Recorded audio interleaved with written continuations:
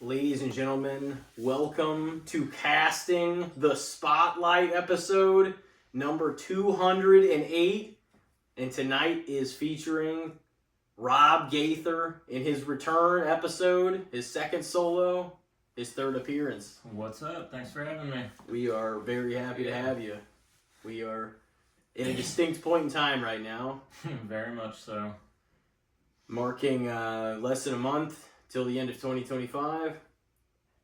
From the time we're shooting this episode, 3 days until John Cena's last match. Yep. Kind of hard to believe. I'll be 32 the day after that. I've been a Cena fan since I was 10. So, long time. And it's like, we're going to close another door on my childhood and make me feel old. Yeah. It's one of those things where it's like, man, it's inevitable.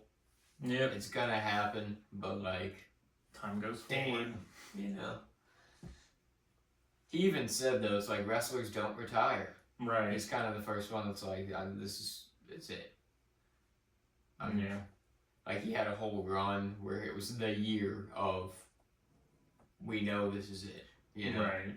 Which I thought I read somewhere recently that he was ready to do like a 200 plus date schedule or something like that. I mean, if I had any say so, I'd probably like somewhere in the middle between what we actually got and that high of a number for somebody that hasn't been full time, and I'd probably do like 100 dates if I had my say so. Do they really even do that, like, many dates anymore? Because they do a lot of house shows. They don't do many house shows at all anymore. Because they found that content and like even the backstage stuff and like all the other little things in wrestling, because it's like content produces so much more. Like instead of having, like just basically showing everything they're showing, like I don't know. I think it's kind of I don't know, man. WWE, what the hell is going on? I feel like, don't you guys feel like TKO is the ownership is subtly, maybe not even subtly, but changed the product, and now everything is very much more corporate than it was. Oh yeah. Like you're kind of seeing a lot of the effects of that. Like I don't know how. Yeah, I was gonna say I didn't know how to articulate my point, but it's just. I don't know. The business is different. I'm not saying it's bad, but a lot of things. No, for sure. It's changed so much. So like. Even kind of thinking from where Cena started and what the product was to now is like so different, you know? Right. So, how do you feel about the run? Beginning of 2025 till now, John Cena's like last run, like this year. How do you?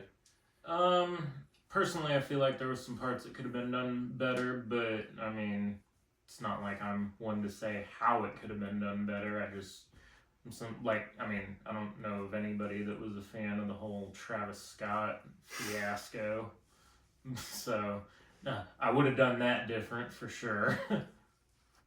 But, the heel turn was interesting. I just hate that The Rock wound up stepping out on that storyline for whatever reason.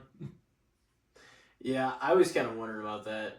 To like, why exactly, or maybe he didn't agree with what the direction they wanted to take and he didn't want to be involved. I don't know, but it certainly looked like there was a bigger game plan, especially whenever the final boss debuted last year, and then it's like, oh, this is going to be a thing going forward. Like he seemed almost interested to face Cody for the belt, right? And all this like just little like layers and maybe groundwork, and then like nothing.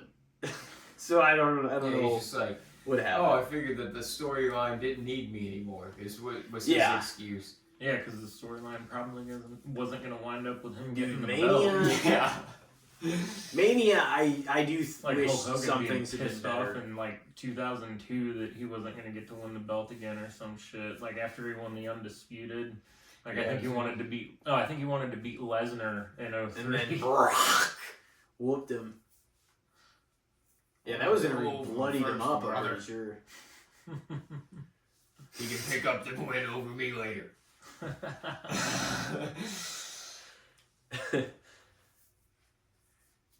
Yeah, I mean, R.I.P. though. I do love Hogan, but like, right. Not he's speaking ill of the dead. I'm definitely- speaking ill of the dead's character. There's a difference. he's definitely had And his those creative stories. control bullshit. And there's no wrestler that really should have a lot of creative control. I mean, No. you should have a say-so over what you do with your character Mhm. and how that Right, all goes. like what you wear on TV Yeah. and stuff. And how you kind of present yourself, and you can kind of like pick your lane. I think that should be allowed, but It's absurd to be like, I'm gonna make me the guy. yeah, you can't be the one. Oh, I'm not here gonna write myself to win the belts. and shit. Right. Never Multiple write yourself as times. a champion. Yeah, that's gonna be overall bad for business in the long run. Not Every like, time. not, Looking at don't you, like, Jeff Jarrett. if it's one thing and you're like, it just makes the most sense, I'm the biggest star, you know, not even trying to, in like a narcissistic way, but just being like, it's one thing, but it can't be one of those things where you just crown yourself over and over again and be like, look how good I am. It's like, you Right. gotta help build these stars and then start putting them over. Maybe win it a few times, but not like, don't assassinate it, you know what I Right. mean? Don't It just have wins. yourself in a position where people refer to it as a reign of terror. Yeah. That's like a golden rule. I feel like it should be. You know, I think it's your also, say it is your company, even in that sense, or you're the CEO or like one of the, you know, most forefront people making those decisions. You should still be aware as like the booker too, Right. if that's what your role is, that like you, even if you're gonna put yourself in that spot, your job then is also to help crown these guys and get them ready for the main event. You know what I mean? And just Right. so like if you're, you know, and start putting them over, but like there's been independent and like TNA, like I can't even have this conversation without thinking of the Jeff Jarrett thing at TNA, where he fucking between like 2002 and 2000, even like 6. Yeah, He 2006 won it like when he 8 dropped it to times. Sting was like the official. He crowned underrated himself terror. over and over and over. I'm the king of the mountain. Yeah. Now I know that he contributed a lot to that company. He did. And he was in some great storylines, like the Sting and Christian Cage stuff was great once they started acquiring more of the talent. Because, like, I loved, like, 2005 through, like, 2009 TNA. Oh yeah. That was such a great era. It was insane. I think I watched TNA consistently up until that time too. Yeah. I remember as a kid there was a time where every week it was Raw was Monday, Yep. TNA was Thursday, Yep. and then 1 SmackDown hour. was Friday. Until it moved to 2 in, like, late 2007. Yeah. September. Yeah, that was wild. Man, that was such a good era. In some of that era, I will say, I'm like, it was so good. In like AJ Styles, like if you're a fan Oh, of yeah. him, he was having some of the greatest matches you've ever fucking seen there. Right. And like early AJ, you know, and I don't know. There was times when I really felt like some of the talent in the matches were, even at that time, were better than a lot of the WWE stuff in like that fucking little Yeah. era, you know, there for a few years. Now, I don't know about, I wasn't a fan of the direction either company was kind of taken in ways in 2009. I was like, what the fuck is going on in wrestling? Like some of the decisions that were being made. The corporate, the PG, you can't do this anymore. You know, all this Like kind an of shit. Overcorrection. I couldn't. And then CTV almost. TNA's creative just started fucking falling apart too. It was like, Mhm. what the Yeah. fuck is going on? Everything you guys did like the last few years has I was been gonna great. say, I feel like I really didn't watch too much TNA till like 08. Mm. And then I fell off watching it by like 2010 because I was like, this It is wasn't kinda great horseshit. after. I watched the first review in 2010, and then I think shortly after that, it kind of started sinking.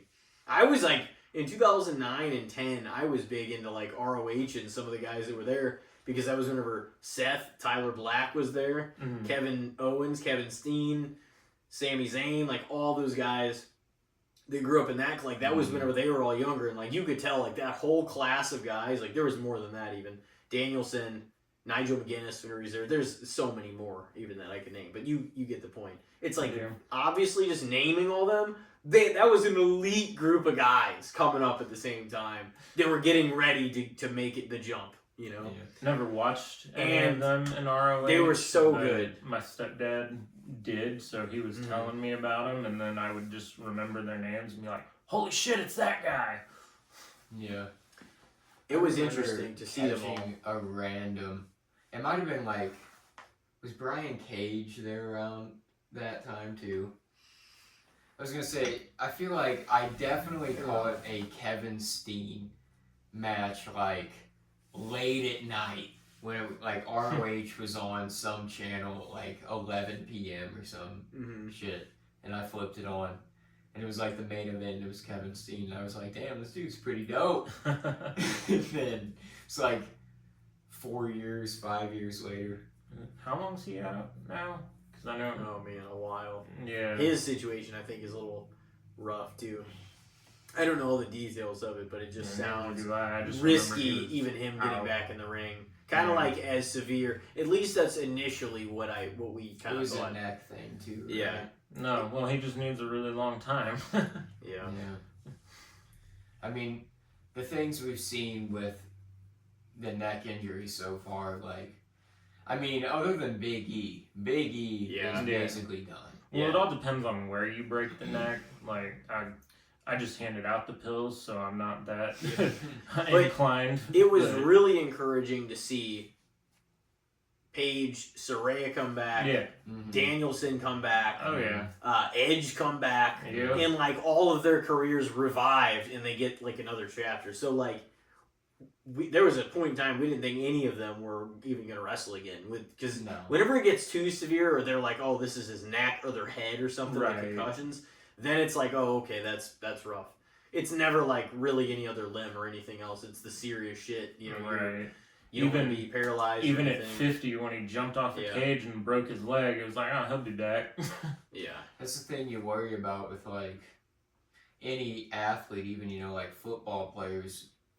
You worry about that all the time too, is they get concussions, and then like T. Higgins right now, he's got a couple like back to back, pretty close together. It's just like you start worrying about that with people once it starts to happen, because it starts happening more consistently, and you're like, and CTE is scary as fuck.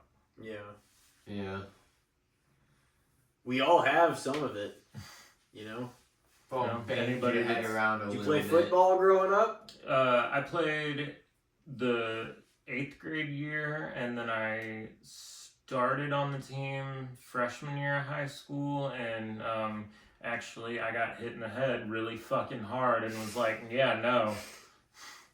Chico Orlando knocked the bejesus out of me. I was like, oh shit. Okay, that's what ringing your bell means. And then, all the stuff came out about CTE, and I was like, holy shit, Chico Orlando gave me a concussion. Yeah. You just like, first you're like, damn, you laid one in on me. And then you start reading up on you, like, holy shit. And then when I was 18, I was hit in the head with a tree branch. So between those two incidents, there's probably something wrong with my head. Yeah. Well, I think you've had a concussion, right? Oh, yeah. At least one, right? I mean, I passed out one time and fell. I think it was like, it was like Cheatham was there, wasn't he? Yeah. I don't know if it was a sawhorse or if it was like a metal, like, lid or saucer or something, but I fell like sideways into that, right on the like temple of my head, literally. Oh man! And I like it was one of those moments where literally I like felt myself fall, but I didn't see it. I felt it, you know. And then I like hit the ground and I heard it more than I felt it. Yeah. Like I heard it just go, bong. Yeah. And then my ears went and like closed. And it was all just colors. It was all just colors. That's not good. Yeah. Not good at all. Yeah, dude. So my first concussion, I've only had 2 known ones that I've had. I mean, one of them was the accident that I was in like years back, like many years back. Oh yeah, And that was the second one. Yeah, thank you for that. Appreciate that. And that was 2017. But the one I was going to tell about, because that one was my second one. And actually, as crazy as it sounds, with how many issues that was, it wasn't even like the biggest thing. Like the concussion wasn't even as severe as, there was so many other things going on. Right. That wasn't even like, as crazy as it sounds. But getting back to like the actual one that flopped me, Nick, I'm not gonna try to bury him, obviously. I will. But, Nick, what the hell? But I mean, you can't tell the story. This is MWF and NLW One Night to Remember. Yep. And Mr. California, you remember him? Yep, I watched all those videos. Thank you. And so me and Nick Payne, we would have build the feud and everything. And so we were in the ring during that one. I think we went on second. It was supposed to be a 5-match card before all went to hell and it didn't get finished. But so whenever that happened, that we went on second. I think it was just sometime during it. I don't know if it was mid-match. I think I got a concussion mid-match, and then I just kept wrestling for another few. But I had a huge just clock on my head, just fucking huge. You remember that well, didn't you? It was brutal. And so Nick, I got in the ring. I remember, and I think he got in the ring in the steel. There was a steel chair in there, or he brought one with him, or maybe I was kind of hanging outside the ring. I'm not sure exactly. Literally, because this was the concussion moment, and I think he was gonna hit me. He just kind of hit in the forehead to at least make it as real, but not horrible as you could. Because you're not clocking somebody over the top of the head, or you're not really doing it. So if your forehead just takes it, it's it's none of it's ideal, but that's not gonna be as bad. But it kind of slips whenever he slings it out of his hands, and he just throws it. Right in my head, and it just, I guess it was up here on this side, I'm not sure. It was probably the side of the chair that ended up hitting you. I don't even remember. I don't know. So, I don't know what part of it did it, but I know it was, he, let it go, and so you're I saw you close your eyes, oh no. So he just lets it go. I know that's obviously right off the bat, right off the head, fucking, that's not what he meant to do. Right. But we're in front of an audience in the match. And so he clocks you with it. I just remember falling back, but getting that just kind of feeling. And in the ring, and this is just no bullshit, just as well as I can remember it, I'll articulate it, but my bell got rung, literally, that sound kind of just clocked me back, and I kind of collapsed, but I also knew enough that I was oh man, well, I'm going to sell that, but also my bell just got fucking rung, so maybe I should. But as I was falling to the ground, my vision just sort of shrunk, and I was literally I felt somewhat blacked out for 6 to 8 seconds. It was fucking wild, and then I just got up, and I knew my belt, my bell was wrong, but it hurt like a son of a bitch. And it wasn't even anything compared to what it turned into later. And so, that happened, and I just remember that being rough. But I took a concussion mid-match, and we went a little longer before we finished. I don't think we went too much longer, because it was, Nick kind of knew, and he probably felt bad. But, things happen in a match, and it just so happens that was the case, And, I mean, we were fucking, we were beating each other up all over the place. Yeah. And, going into that pit, that was... Yeah, that we should not have done. What You the went fuck to are the we tall thinking? grass and shit. Oh yeah, the tall grass, this like pit where people were throwing shit, and we're like, yeah, let's beat each other up into this. Dude, I got fucking What a serious from horrible that shit. idea. It was a terrible idea. It was like May. Of course you're gonna get bit the fuck Yeah. up. It was. It was It's like the worst time. Like May through July is just a horrible time to be doing that shit. That was, dude, and there was like fleas and flies all over the place over there. What the fuck are we thinking? And so, but it wasn't even just that. The concussion also. And so, you know, so my bell got rung. And then Brendan and his mom, like a few people that were like sleeping because I like slept on the couch. Dude, they should not have let me sleep that early because by the time I got tired later, I just fucking... That's I was the just thing. done. I felt like whenever I got a concussion too, I got tired. Yeah. Like once I was Yeah. up, because Cheatham was like, we were riding home and I was just like lethargic. I was just like trying, like I knew what was happening, but at the same time I was just like slow. You know what I mean? It just felt, everything felt slow. And he was like, don't fall asleep. And so he just kept like worrying about that. And I was like, I kind of want to go against to be everything your honest with body's you. telling you in that moment. That's the wild thing is I really want to fall asleep.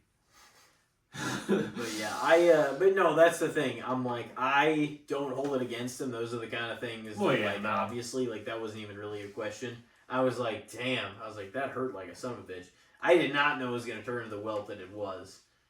But, you know, then that story kind of got told, too, because cops showed up. The show kind of went off. I mean, a few other things happened. Like, they came back.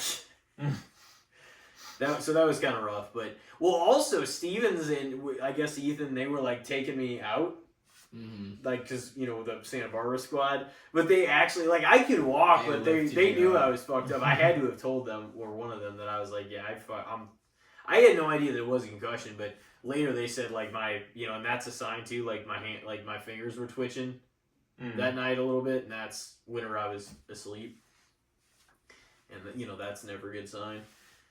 That's like one of the telling signs, actually. I don't know if you know anything about those. Not a whole lot. There's some stuff like that though. It's the little like that those kind of movements, and it's just kind of your brain's associated with. I know all of it, and that's kind of like that feeling that you were scary. talking about. Like you don't feel one with. It's almost weird to talk because you're like everything is just not associated. Like the right way. You feel scrambled. Yeah. Yeah. Mind scrambled. And that's one of the best words for it. It does. It feels like things like up here are very disorganized. Like it feels, it's weird. But yeah, I think we all have a little bit. Like if you had some incident with hitting your head on anything or running into, wall as a kid, whatever, you never know. Like it's varying levels, of course, but I think a lot of people have some, and they don't think they do. Yeah. Because you can get it from the littlest thing. Like just whenever you're not supposed to have a sudden if you impact live with anything 30 with your years brain. of life, you're gonna have hit your head pretty hard. Yeah. At some point. I mean, more than just the smashing it on something when you stand up. Right. We gotta be careful because I do that. I do that all the time with shit where I stand up where I'll accidentally turn around and hit something like, oh, fucker. It's like you go into somebody's basement and there's a low ceiling right before you get down there. I hit my head on those all the damn time. Yeah. Damn, Rob, you gotta get like 4 inches shorter than you wouldn't. No. Shit, 4 inches shorter, that'd put me at 5'10". Oh yeah, that'd be a bitch, wouldn't it? I'd fucking love to be that tall. But getting back to Cena's run, I mean, if anything, I mean, just getting it off the table, because obviously we want to regard this as like definitely a moment in time and going into his legacy and his last match and stuff. But like you were talking about his run.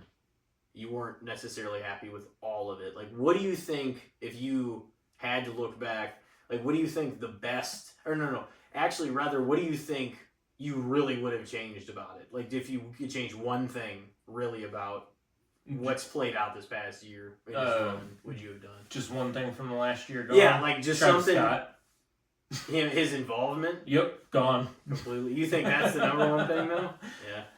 I mean, if I really were to like sit and try to analyze it, I would probably come up with something better. But like, first thing I would think of that is bad about the last year of Cena was the Travis Scott involvement at WrestleMania 41. It didn't add anything good or That's meaningful. the thing, is like, and not even hating on him as an artist, because I love the Astro World album. Yeah, honestly, no, it it was was a sick. banger. Like, and he has some good songs. Like, outside of any of that though, like, nothing positive came from him being in the company at all. Nope. He legitimately busted like Cody's eardrum and fucked him up. Yep, and Cody was too nice to give him an actual receipt. I wouldn't have been. Then he came to Mania and got involved in the main event, and then that just turned into absolutely nothing. So it was just like, I think Logan Paul probably ended up taking the place of what Travis Scott would have been on Cena's run. Because Cena ended up like teaming up with Logan Yeah. Which, for that match against Jay honestly, and Cody. could have had fucking Logan interfere in the match, and that probably would have made the heel run better right there. It would have made more sense at least, because at least he's a part of the company already. Yeah. But it's like, still would have been like, what the fuck is this guy doing here? But that's exactly what it was for Travis Scott. So it's right. like, And Logan, people hate him for, some would argue, legitimate reasons. But at least he would be able to come up with a decent promo. Like, he would be on Raw the next night cutting some kind of heel promo, explaining why he did what he did. there would be a story. Exactly. So if one thing you would remove just his involvement altogether, and you think it'd be more solid, like, do you think they called a lot of the wins and losses right with who he faced this year? I can't think right now of who all he faced, but CM Punk, Randy Orton, those Cody Rhodes twice. you know, well, yeah. Who else did he face other than those guys? What? Brock, which was the dumbest, inconsequential fucking match. Right. WrestlePalooza was the worst fucking PLE of the year. Yeah. He faced I R-Truth. didn't even watch it. It was A rough. couple times he faced R-Truth. He faced Sami Zayn. Yeah. Yeah. Those were good. But yeah, not to. AJ Styles. I was The saying, Brock I was match saying, was I was sick. like staying stable about it, and I was like, no, fuck that. That Brock But- match, we can basically 100%. all agree. Would that you should agree not have been booked that in way. that show too? Oh, we're It gonna was rehash like- it was- SummerSlam 2014. Yeah. But 100%. And I was like, it was fucking inconsequential just to get that off the board. That's why I was like starting with the whole thing with improving things. I mean, I think for the most part, like, he defended the belt against CM Punk successfully. Yeah, and that was great.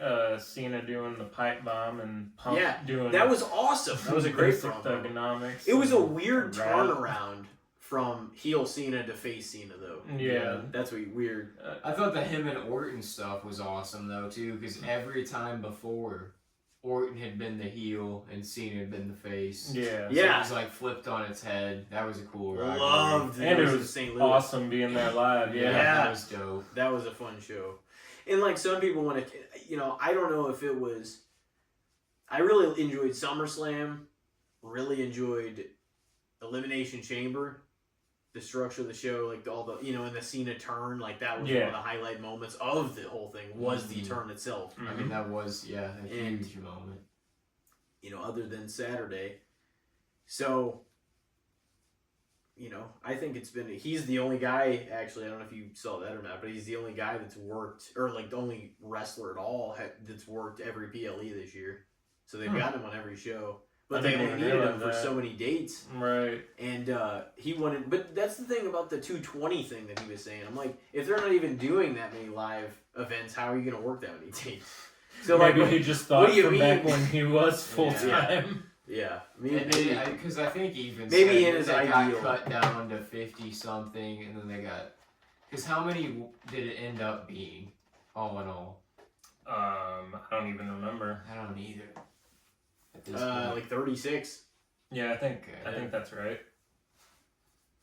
Because he said that there was 17 of like shirts and like of different places that he thought maybe he'd end up or something might happen in that city, and he didn't end up going there, and he wants to release a series that was the Never Seen 17, and it's like the 17 cities that he didn't end up going to. That's So it's awesome. like that series of shirts. But then it's kind of like, well, then that city's just kind of like, well, fuck, man. You could have been here. Right. You know what I mean? Still a cool shirt though. Yeah. That's true too. But it is cool, like, that he did get this retirement tour, basically. Like, Yeah. this run. He gave us a year and a half notice. Yeah. Mm-hmm. And like I said before we got on here, as soon as he gave that notice, I ordered this shirt. Yeah. Said it had been planned since, like, 2022, like, the end of 2022 or something like that. And they basically, like, kind of wrote it in the books where he was like, the closest year that I can kind of like make this happen would be then. And he had an idea for it, but they could only agree to so much of it. Right. You know? Which I guess I get. And also he said that it was a bitch because he was doing movies a little bit at the same time that he was doing some of this stuff. And the insurance was horrible because he could get hurt because it's physical. You see, like physical stuff that he could get hurt any night. So studios wouldn't pay for the insurance, so he'd have to like split the insurance with studios to be able to make it happen. So he's like losing money in a way on one end, at least. But I mean, the guy's making a lot of money. If he's doing movies and he's doing this, like, 2025 had to be good for John Cena. You know what I mean? I know a lot of people were talking about Peacemaker season 2. I haven't watched it yet, but You watched the first one? I got partway through it, I think. Definitely need to finish that when I can get my HBO Max back or figure out what's going on, like if that app's still gonna Netflix be a bought thing. them, so right. They'll be their own. Is that official though?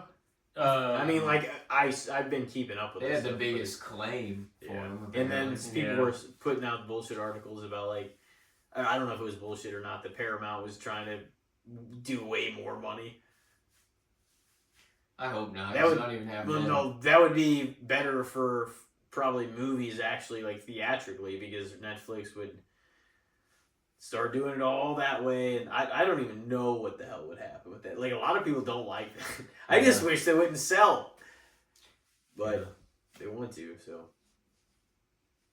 like, fuck it, let's get out of here. I know it's like I don't like that. You're I just HBO, that's what I would just prefer. be HBO, man. Yeah, you guys because have been around forever. Just have your own streaming service. And they might just keep it the same. They and just might. be like, all right, well, We money's own ours you now. guys. That would now. be great. They'll probably keep. I mean, I could honestly see them keeping it their own streaming service because that's just more money. Right. Why would you pull all that content under your umbrella if you could just make double the money? Right. You know? Just let the operations run. Run the way they run. Yeah. Yeah. Makes sense. Yeah, but Peacemaker, I'm the same way. I think I haven't even finished the first season of it. To be honest. I've heard decent things about it, though. Yeah, and I've seen clips here and there, like, not enough to spoil me on anything important to any storylines or anything, but just like, oh, alright, well, that's kind of funny. He was funny in Superman. Yeah. His little part in there. Yeah, I enjoyed some of this stuff. So we all know too, since like the mid 2000s, he's been like just kind of getting more and more associated with Hollywood and all the rules. Very and stuff. slow, mainstream. Right. Well, yeah, but it was kind of a rough few years before he actually got it. Just same as like The Rock too. Before like people started getting, and then he just started taking stuff. You know what I actually watched for the Christmas list was I watched both the Daddy's Home movies. Mark Wahlberg and Cena's in both of those, just for like a little snippet of the first one. But the second one's a really, really Christmas movie, and he's in it a decent amount. But once he started taking all the roles that he took, he got more and more work, and that's how he wanted to transition, into Hollywood and stuff, and have a career out there as well, especially once his body wore down. Yeah. For the longest time, you didn't even believe that about Cena, but even if he stays in shape, that's one thing.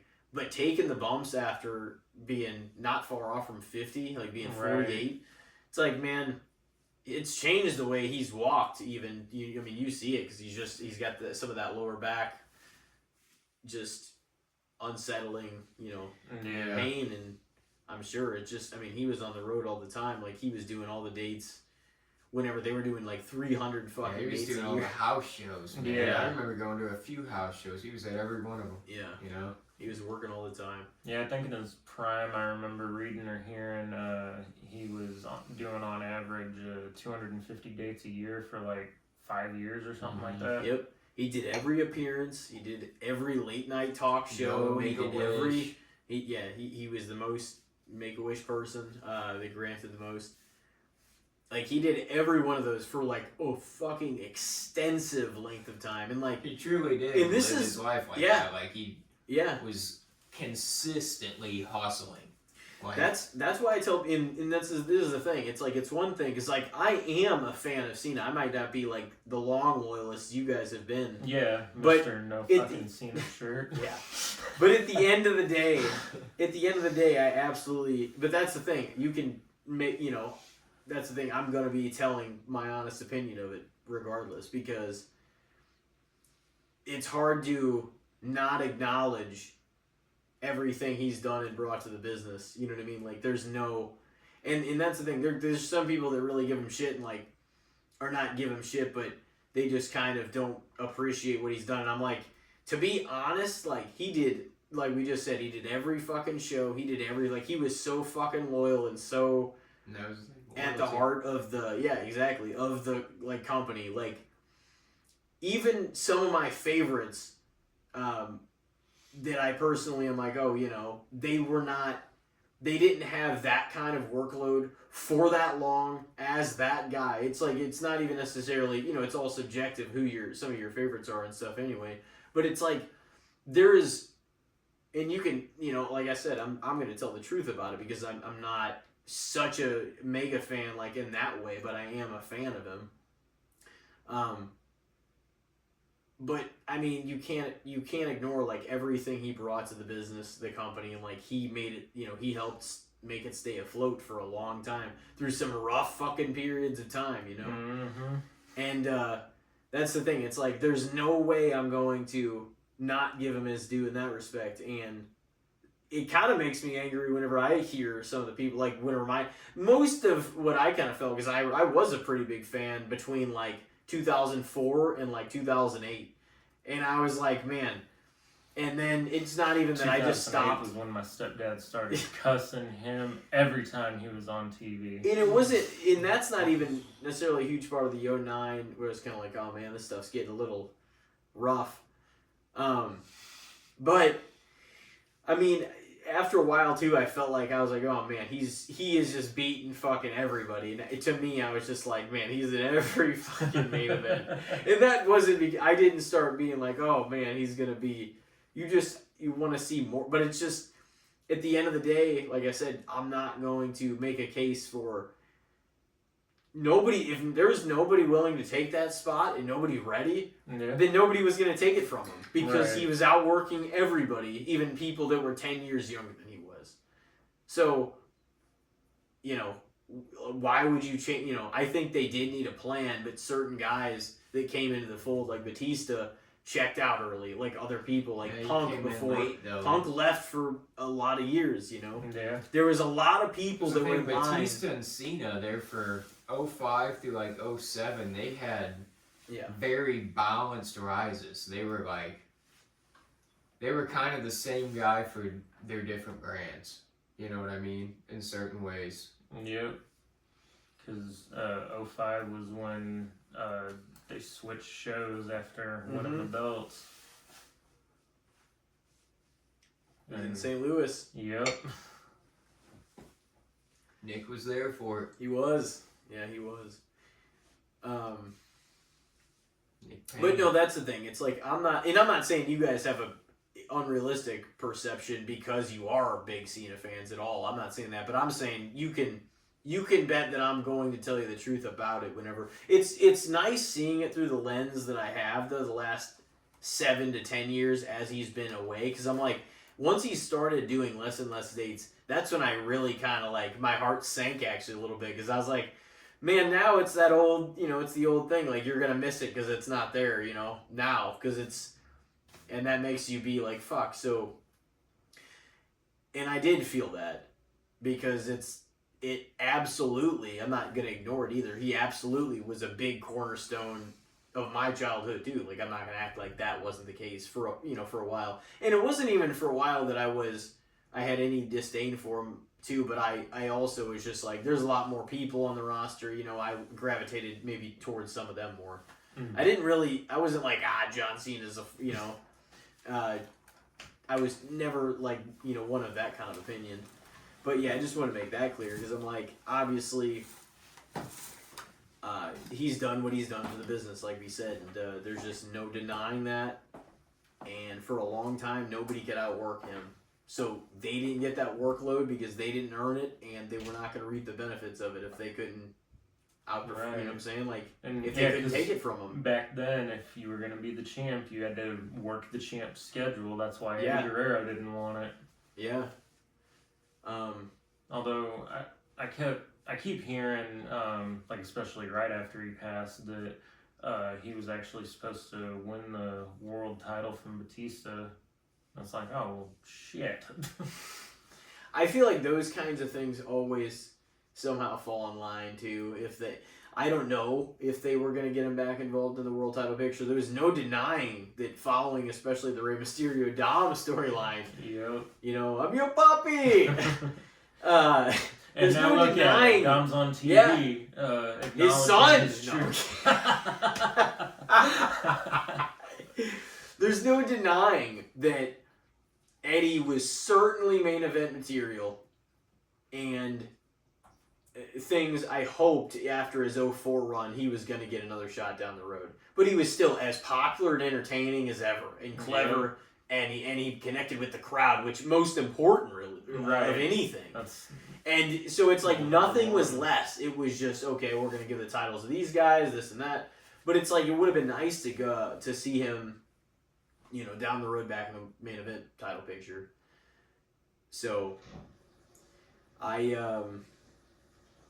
man, and that honestly was one of my first things that I really, like, Cena's run from Rumble 04 to WrestleMania 20, whenever he, like, fought and, like, he cut that promo on the Rumble, and he's just, like, talking shit on the people in the Rumble as the Thuganomics character, and he's just, like,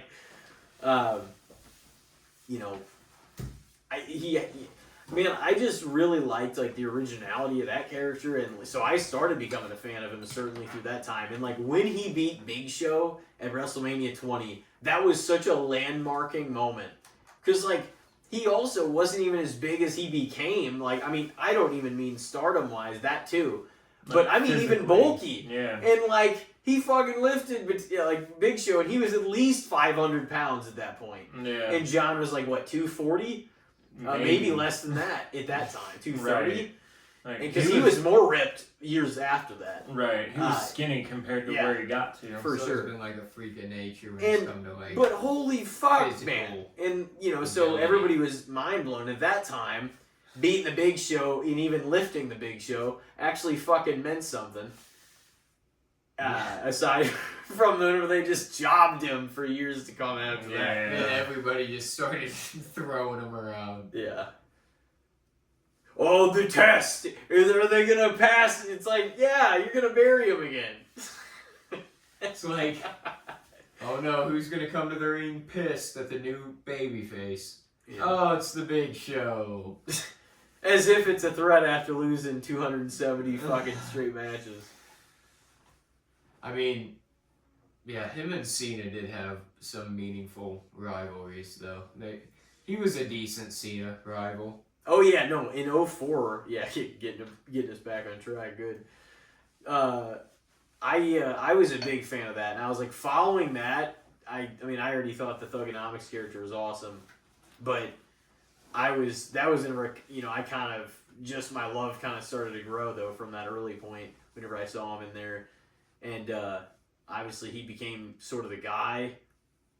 I mean, he definitely did. And, me and Elijah talked about some of these weeks is just thinking about when it happened. Like, if you remember, like, after WrestleMania 21, there was a time when Batista got hurt and they were both on top with the titles. Yeah. And, like, when Batista got hurt, it was never, because coming out of Mania 21, I'm not saying John wasn't on his way to superstardom. I definitely think he was. We don't know if it was to that degree or not. But it felt like they closed the show with Batista, the long standing rivalry and growing build towards a match between Batista and Triple H festered, and it happened, and resulted in Batista taking the title off him. They ended the show with that. Mm-hmm. WrestleMania 21, Los Angeles. Yep. And it felt like they were going to lean on Batista as the number one guy. To me. I'm not saying John wasn't up there, but it felt more like that. Okay, this is our 1A. You know what I mean? Yeah. And to a degree, I'm not saying like by all, but I think they also wanted John to prove himself because Batista had more of a look. You know what I mean? Mm-hmm. In a way, I mean, John had the look, but Batista was Batista, and right. It was just a little bit different. And plus, like, I mean, John was still proving himself even into that point. And, doing the rap in the back of the bus, like, saved his career and all that. Like, I think we've all heard that story. Yeah. And so, I mean, he was still kind of growing. And I don't know, even at that point, I mean, obviously they believed in him enough for JBL to put him over and win the title of Mania a little before the main event. But it still felt like they were sort of testing him where they're like, yeah, Batista's ready. He's going to take the belt off Triple H tonight. Tonight's the night. But whenever Batista went down, it felt like, to me, John took that, and it was never, even if for a moment, let's say he was like above where Cena was, it felt like from there on it was either a 50-50 thing or John was the number one guy. Yeah, because Batista got hurt in January of '06, so... Yeah, and from that point, John main evented the next 06 was a huge year for Cena. It was. Great rivalry with Edge, man. Oh, that was still my favorite Cena rivalry. It is mine too, I think. Cena throwing Edge in the river, Edge cheating in Cena's hometown, Cena throwing Edge through tables in his hometown. That TLC match was awesome.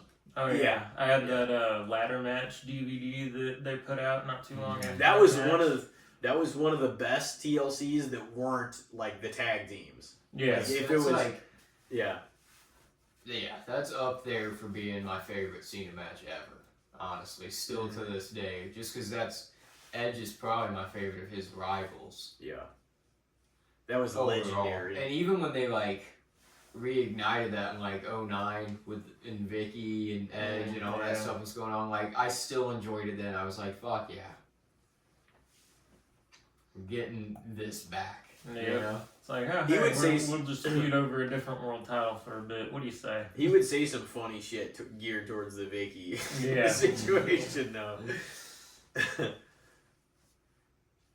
course, there for a while, everybody was making fun of Vicky Guerrero. Oh yeah, that was the easiest way to get a pop. Yep. Excuse me. My mom hated that shit. Oh yeah. And my that's mom hilarious. didn't even watch wrestling. She'd just be like, "Why is she on the TV?" Dude, Vicky was great. Like, I hated it at the time, but looking back at it now, I'm like, dude, what a great heel. Right. Like, Yeah. Everybody was like, oh, fuck no. You know? Like, that's great. You don't get that much anymore. Now they like love to see her because they just, they can reflect on, how it was. Nostalgia's a powerful thing. It is. We're still in that era right now. The nostalgia era. Yeah. We've been talking about that too. That's why this was a great time for the Cena retirement tour. Yeah. Nostalgia era, man. And I mean, So, not even to get off Edge, but like some of his best matches ever, like especially the WrestleMania 23 one and the one they had on Raw, like those Shawn Michaels matches during those years were so good. And like obviously yes. not taken away from Cena. Obviously it takes, two to make it happen, but I mean Shawn was gonna make him look good, and like that was his. It's such a I don't know how to put it, but the fact that Triple H got hurt and then Shawn became that guy, it was really good for him to have had that feud with Shawn and to learn probably what he learned through it. You know what I mean? Yeah. And like for Shawn to kind of ingratiate him as like the guy, you know what I mean, too, because not only like Triple H, because they were like, oh, let's do the rematch with Triple H the second year before he tore his quad. Right. Days before they were in here in St. Louis, tore it in Kansas City. God forbid, for a while, so many injuries and accidents would happen in Missouri. Mm-hmm. It was insane. But, so that happened, and then it was kind of a blessing in disguise in ways because, I mean, obviously not good for Triple H, but, like, the fact that Shawn could be the guy, and, like, the next year he, passes the test, beats Shawn Michaels at WrestleMania. It just kind of, like, was this build of Cena not just becoming the guy, but remaining the guy in passing test after test in the biggest spots of, like, the, biggest events of the year. So it was like, he certainly earned that. He deserved it because he earned it, because he worked for it. And then even when he was hurt, when he came back in like 4 months to that surprise return at the 08 Rumble. That was a great return, though. I was like, because nobody thought. No. That was one of the biggest ones that nobody thought he was going to be in that quick of time. Yeah. They were like, yeah, it's going to be like 6 months. He came back in like 2.5 months. Well, yeah, because he said that recovery times are based off of doing therapy like 3 times a week. And he goes, I was doing therapy 3 times a day. Yeah. Jesus Christ. Yeah. Just all day. Well, therapy, eat, chill for a little bit, therapy. And that's the thing that's like with the Rumble, too. Nobody had won at 30 until Taker the year before in 07. Right. And then John wins it as a surprise entrant in the 2008 Royal Rumble. Yeah. And Madison Square Garden. That was thing, man. The Cena nostalgia just like it grips hard because I remember that injury and that happening and being like, holy fuck, he came back so quickly and he was able to, this guy's like fucking Superman. Like, it felt like that. You know what I mean? It's like he really did this shit. Right. And that nobody could believe that he came out and like... One could argue that there might have been some questionable substances involved, but even so, for fucking what? That's the thing, like, if you got the money and you're an athlete and you got the resources, like, you get the best care. Yep. Whatever that is. Yeah. You know what I mean? It's like... Of course, I don't know if he would have stretched it too far because, like, 6 months before that, wrestling damn near got fucking tore down. Yeah. Yeah, that's the thing. From every... I don't know if he would have... So I don't know if he... would have been a thing or not. Yeah. I mean, I don't know either, but... I mean, and honestly... And that's the other thing, and I don't know how deep you guys want to go about that, but obviously he was through that era. That was during his rise to the top and staying on top. And... He never got busted. He handled all the questions well because, like, other than Vince McMahon, after that happened, he was, like, one of the guys that, like, all right, we want your word on this, or your, you know what I'm saying, like they wanted to know what because he was like starting to become the face of the company. He had to answer so many fucking hard questions about that too. And I don't think everybody would have handled it very well. But he always acted professional. Like he defended wrestling while also not dismissing the Benoit case, you know. But, you know, that's another thing. It's like, whenever you can be the guy to that level, you know, that's a hard job. It's not even just what you're doing. It's very much what you're doing outside the ring as much as in it. Yeah. You know? That's why, whether you cheered him or you booed him or whatever reaction he was getting, he remained at the top because he got a reaction. He got a reaction from everyone. Yeah. And he was the guy. It was just like nobody could do the role that he did in that time. No. Handle it like that. You know what I mean? So even if he was facing boos already in like 06, 07 and stuff, it's like nobody was going to take that from him at that point because nobody was as good at it as he was. No, not all around. Nobody could handle the workload. Like, nobody even wanted to touch or could once he... And that's why I think, like, you know, just kind of reflecting on it all, which is kind of nice because we're, like, talking through some of the years and stuff. Nope, you know, it's like if you're not going to take it from me, like Batista checked out kind of earlier and like Punk, and it was arguable, not to like jump a huge leap forward or anything, but it was even arguable when they wanted Roman to become the guy that first go around before any of the tribal stuff, tribal chief stuff. About 2015. It was arguable that it's just like, what the fuck are you doing? He is not ready for this right now, you know? Right. But Cena was already kind of putting his foot into a lot of the Hollywood projects at that point too, or starting to. So he wasn't a full-time guy really. Yeah. But I mean, he also, that was kind of the era where he intentionally stepped into the mid-card with the U.S. title tournament. That was cool though. So he kind of wanted Roman and Seth. I mean, that was the thing, is Seth really got pushed to the moon in 2015 as well, because that's when the Authority was behind him. And he would have had the belt for a while if he wouldn't have snapped his knee. Yeah. That was a good run for him. And that year. He would have that had happened. The world title for a bit if he wouldn't have fucked up his shoulder. That happened. It fucking sucks. He's just always getting injured. I love Seth, but he's like the Derrick Rose of fucking WWE. He's great at what he does, but it just feels like anytime he's right at the fucking top, where it's like, dude, this is the run for him, man. He's doing it right now. It's just something happens. Yeah. Every time. Do you realize that happened during our trip down to Florida whenever Stevens lived there near the end? It was November 2015, before I lived there. And I think we got that news, and you were a big Seth guy, obviously, and it was in that match with Kane, wasn't it? It was a house. Yeah, it was Kane. Yeah, I know. Yeah, fuck them house. That was a pretty. That was a great reign though. But even though he held on to the belt, in heel ways and stuff like that too. But that was a great reign before that got ended. It was man, I wonder how things would have looked going into 32.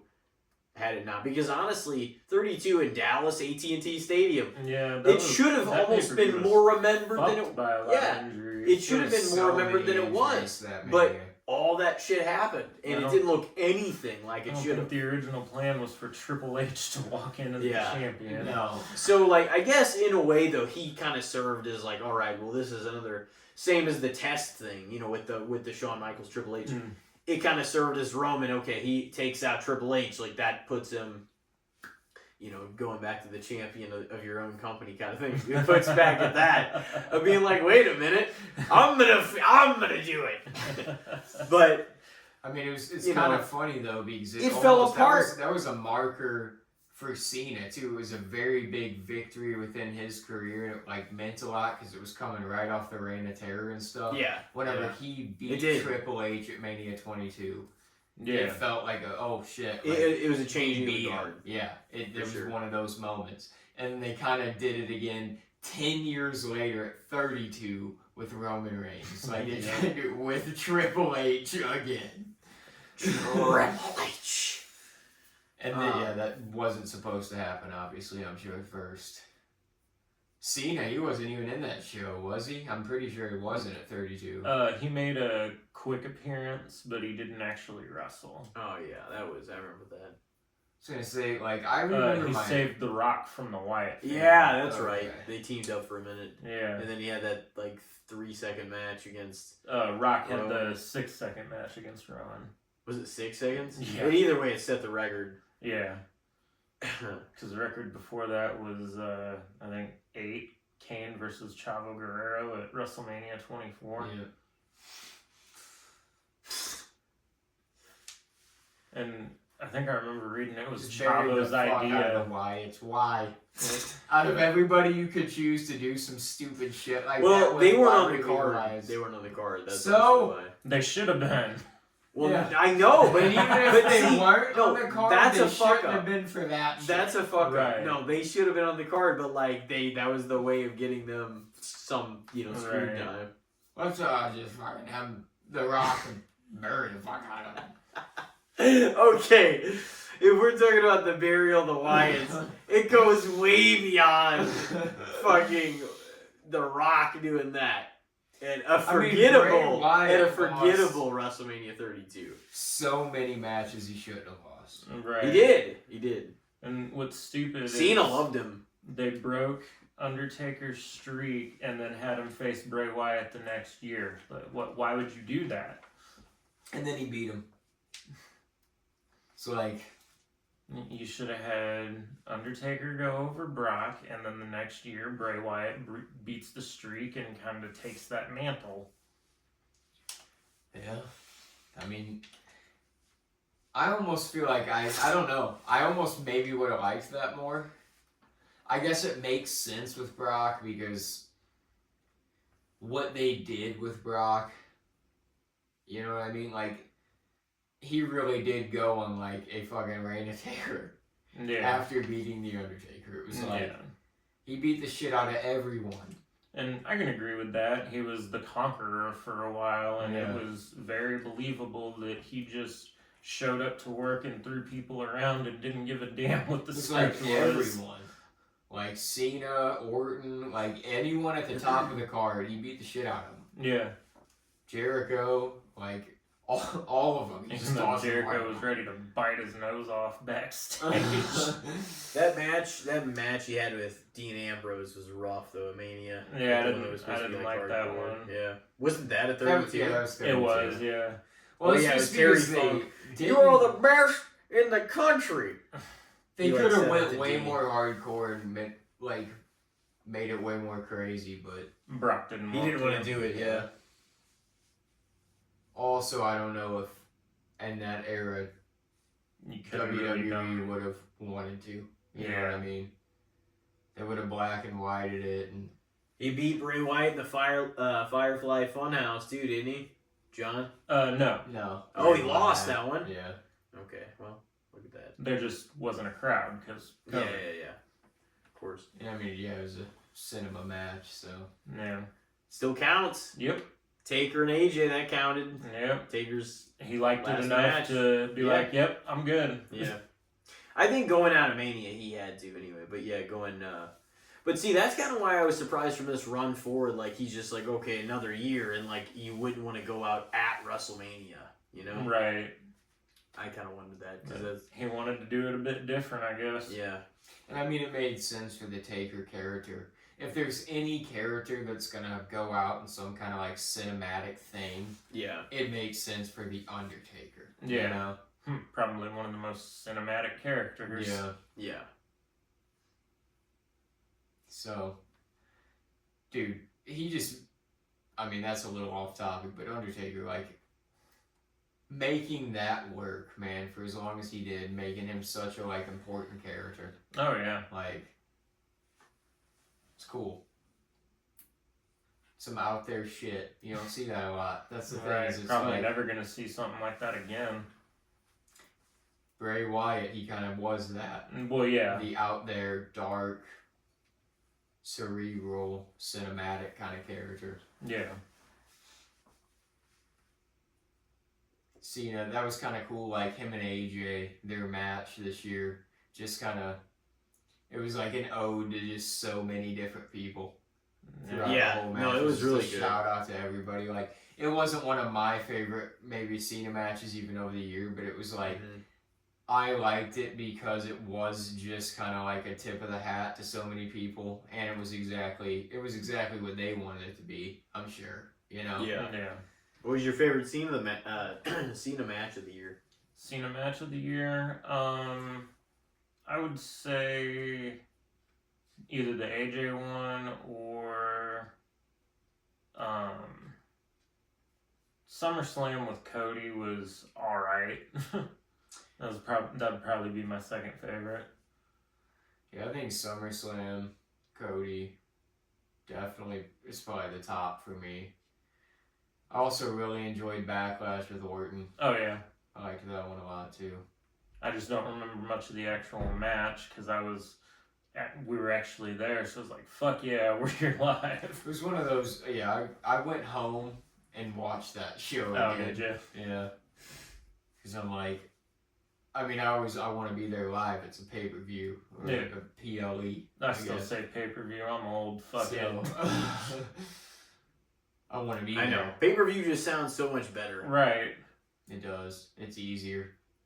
Live on Slides pay-per-view. off the tongue a lot easier, Yeah. you know? It does. Pay-per-view versus premium live event. Right, and Like, you're still that's so paying hard. to fucking view it. It sounds fucking dumb. Man, Cena's seen it all though with the whole pay-per-view era, the cable, and like, you know, into streaming services. Yeah. It's nice though because he got to work with a lot of those guys that were big during the 90s Attitude Era stuff, and then like also the into 2000s, into like the Ruthless Aggression era. Like he got to work with so many people, and then obviously going forward, and even some of the new talent. Like he's gotten to work with so many generations of people. Oh yeah. So he's had a really unique career in that sense too. And most of them, like a lot of the greats at least, at a very high level, because most of the time, let's face it, that motherfucker was carrying around the world title through a lot of those years. Yeah. So like he was having high profile matches. Dropping it and picking it back up. Well, that's true. But also having high profile matches regularly with a lot of talent, you know. So he just ended up whooping them all for like an extended period of time. Got to where it was a meme. Cena wins. Yeah. LOL. Yeah. And I loved it. I mean, for the most So did part. I. For the most Yes! For the most part, I loved it. You won like Yeah, his I will be 400th honest. match in a row. My buddy To be Mike. honest, because I think because the haters were so loud, it made me love it even more. Yeah. I was like, ha, fuck y'all. During a win, though. I mean, I probably started- It wasn't that I did early. bet against It him. honestly, I didn't hear too much booing at all, at least until 2008-9. I mean, I don't know. He got booed like No, I shit didn't. I didn't. At Mania much. 22, Mania 23. Well, where was that? Chicago?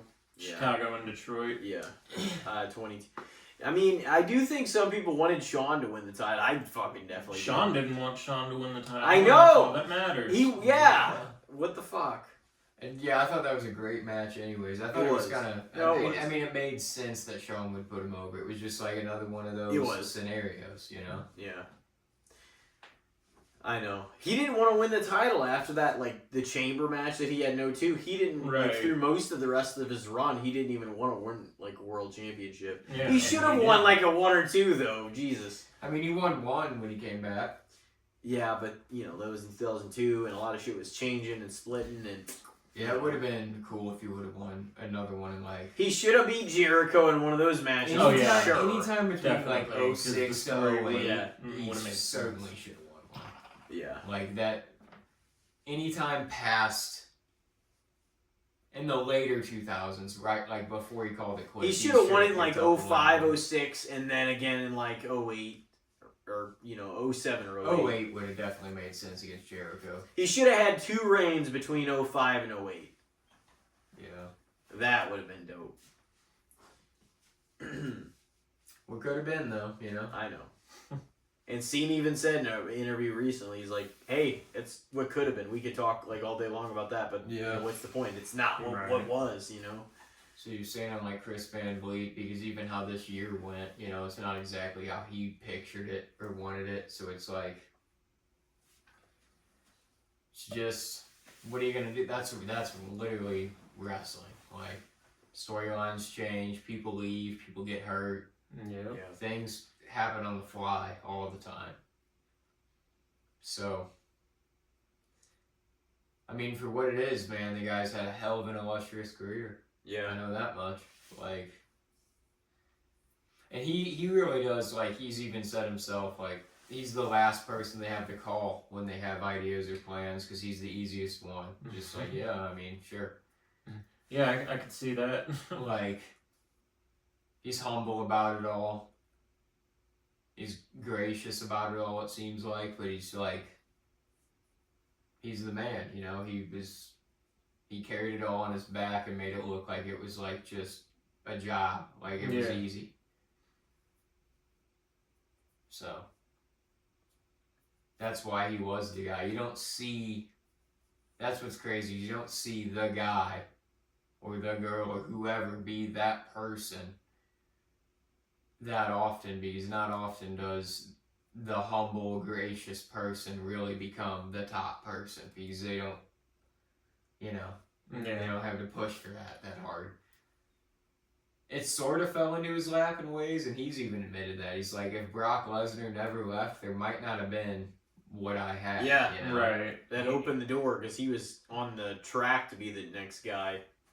Yeah, and he didn't want it. That was, I forget how he even said it. He's like, if so many things didn't happen, you know, if he's like, different times, different periods. Well, I think, you know, he's like, Hulk Hogan left the company. Kurt Angle broke his neck again. And he's like, Stone Cold, you know, he got tired and left for a while. The Rock got other opportunities and he decided to seek those out. He's like, Brock Lesnar was probably going to punch somebody in an airport eventually.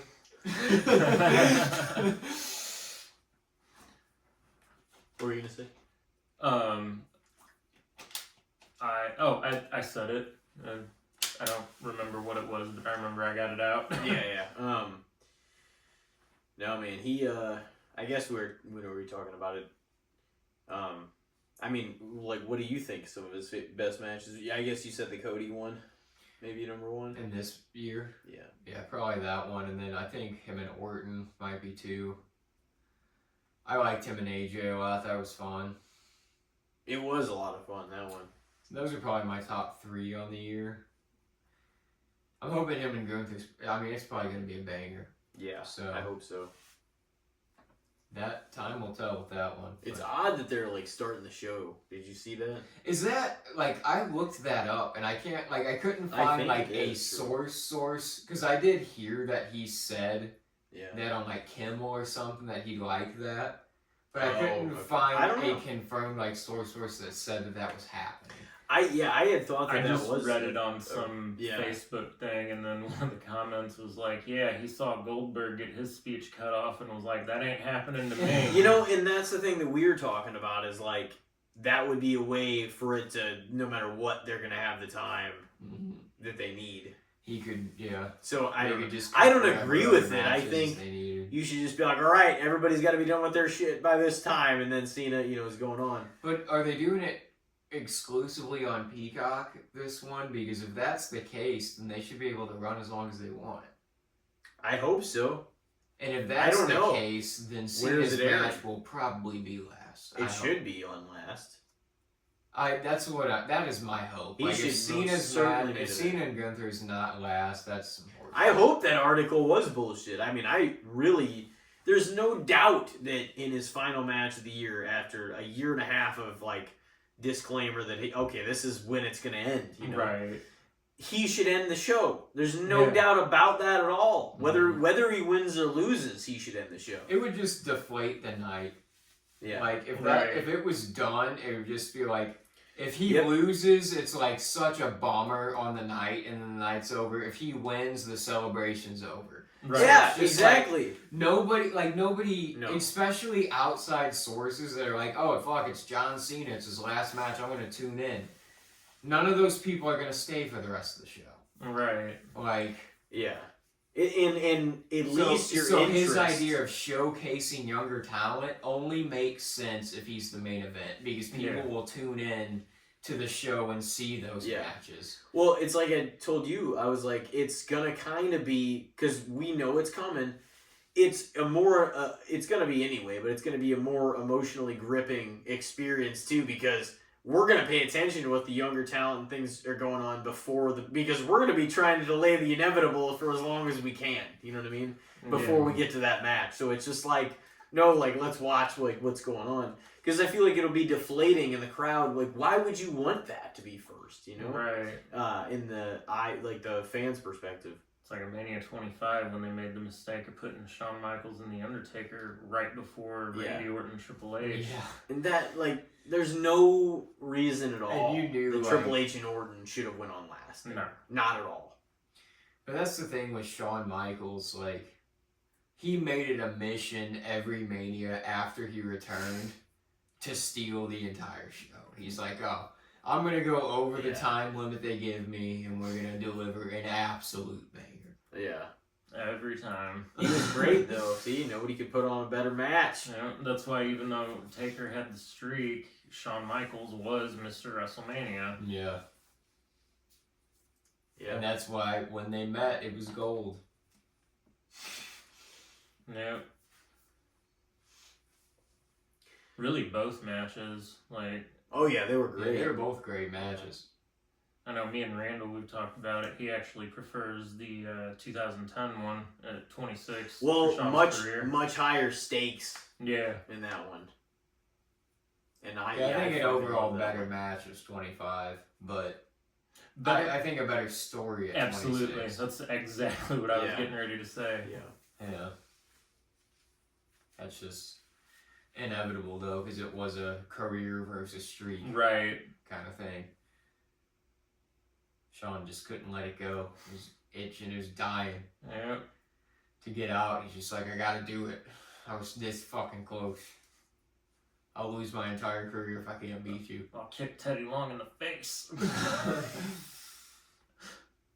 Well, that's the only way he would do it. You know, he wasn't going to do it. Well, he also had the world heavyweight title and Yeah. stuff. And Oh, Shawn's yeah, like, I'm Shawn gonna was fuck like, you "Not out on of my this." watch, Yeah, motherfucker. that's And true. then you're gonna have That to was such face a me. well-crafted storyline for him to just, after being turned down, to just come up through the fucking. That was brilliant, man. Like the way that all played out.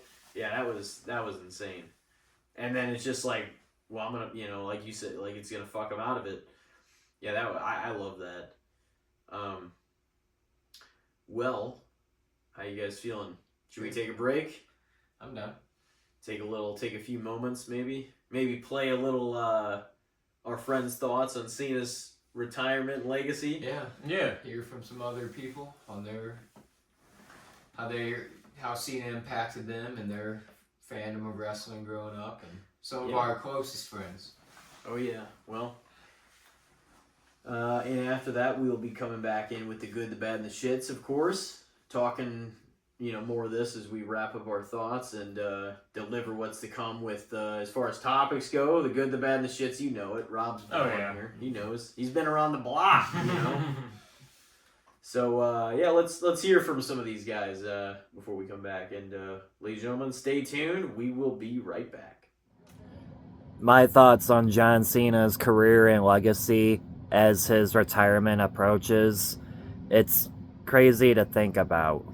But if I had to pick one thing about Cena, a good memory that I have is that 20 years ago was the first time I saw Cena on his very first Monday Night Raw. And then here a couple of weeks ago, he just had his last Monday Night Raw. And that was a pretty crazy thing to reflect on. I know he has his match this Saturday coming up on the 13th against Gaither. And I hope that he does take the W for the very last match. But if not, I mean, it's still a hell of a career. John Cena was still a hell of a performer, and a lot of people do know who he is. Man's always been a really hard worker. And, well, we will definitely miss Cena whenever he appears off a TV outside to go on to any other endeavors. So, thanks again, Cena. If you were to ask me what John Cena means to me, I think it'd be a shorter list of things he doesn't mean to me. John Cena is someone, his legacy is defined by his impact. And I'm not just talking about the impact he had on the wrestling world. I'm talking about the impact he had on multiple generations of kids growing up and watching him, idolizing him, adoring him, and wanting to be just like John Cena. And why wouldn't you? There's no better character, no better image of what a human being should be. I mean, just the character he portrayed on TV, the hustle, loyalty, respect, and the never give up mantra, all of it was always just something to hold on to. But then you look at the impact John Cena's had outside of the wrestling world, the numerous things that he's done through Make-A-Wish and different organizations where John Cena has been in the public light in a positive way and has always carried himself in the most respectable manner. Hustle, loyalty, respect isn't just a saying. It's what he lives by, and it's what myself, and I know many before me and many after me, have lived by as well. You know, John Cena has had some of the greatest matches, some of the biggest opportunities, but I think he's ultimately just going to be defined as being through and through the GOAT. Never give up and never surrender. That's the John Cena way. Thank you, John. Hey, what's up, Casting the Spotlight fans? This is Randall Johnson. Thank you to Elijah and Tim for letting me film this spot about what John Cena's legacy and career means to me. I remember the first wrestling show I went to was Elimination Chamber 2010. In the opening match, John Cena won the WWE Championship and promptly lost it to Batista a few minutes later after being screwed over by Vince McMahon. But, you know, ever since then, John has been the embodiment of never giving up. Won the WWE Championship back at WrestleMania 26 that year. I've been to 3 WWE shows. John Cena's been at both of them. And I remember his early rivalries with Randy Orton. The I Quit match in particular was one of my favorites in my early wrestling fandom. John has always been a symbol of perseverance and a symbol of what it means to be a hard worker in all aspects of life, and I think that his legacy is going to be just that. He's going to leave a generation of wrestling fans just constantly thinking of never giving up and always just trying to embody the hardest worker that they possibly can. And I think everybody should aspire to work like John Cena, be like John Cena in respect to his career and his aspirations to just be the greatest at everything that you do. And I will definitely miss John Cena and his never say die attitude. Hopefully he keeps that going versus Gunther this weekend and at least refuses to quit on his way out. But yeah, you know, after this Saturday, you can't see him, and I'm looking forward to it. I started watching WWE in late 2006, early 2007, and that's when John Cena started having his rise at the top. He had already been there for a short time before that, but in the grand scheme of things, that was definitely the start of it all. Being a kid, you're gravitated to the heroes more, and he was the top good guy at the time. So not only that, he just had this Superman aura, and he was later called that by opponents and commentators throughout his career because he was just resilient, and he seemed to have just good morals and standards as a good guy, the hero in the story. But then later on throughout time, as I got older, I learned that he's not just playing somebody, you know, on TV. It's not just a character. Like, maybe in some moments, of course, yeah. But for the grand scheme of it all, that is who he is. He's out here granting the most wishes for the Make-A-Wish Foundation. He learned like 6 different languages so that way he could be a better ambassador to the company globally and interact with his fans more easily. The man has just truly transcended what it means to be the face of the company, to do it with humility, to be humble about it. It's going to be a sad day on December 13th, to say the least. But words can never describe how much appreciation I have for him when it comes to my love for wrestling. So thanks, Cena. Ladies and gentlemen, we are back to Casting the Spotlight, episode 208, featuring Rob Gaither, his second solo appearance on the pod. Of course, we're paying tribute to John Cena's career a lot tonight. Yeah. The final little stretch here, made it pretty known that, like, Cena and Shawn are at the very tip top for me. So it's like, I don't know, it still doesn't really feel, it's kind of surreal because he's still around and he's been around a lot this year, so it doesn't feel like he's gone, you know what I mean? Or that he's about to leave. The finality hasn't set in yet. I'm sure even parts of the last match will feel like that, even because it'll put you back and just feeling like you're still seeing him wrestle and he's got plenty more to go. Right. But that's why he wants to hang it up while he still looks and feels like that, where it's like, oh, he still got it and he could still go, which I get, but still it's like, damn, I'm not gonna get John Cena Hulk Hogan where he's wrestling at 60, you know what I mean? nope, it's probably not a good idea either. No, it's not. But I mean, good for him. Not many guys get to really call their shot and do it and actually go out like that. Mm-hmm. Some of them had great opportunities to. I mean, Ric Flair, Shawn Michaels, they both fucked it, but it happens. At least Shawn regrets his. Flair said, I'll do another last match. Fuck you. Yeah.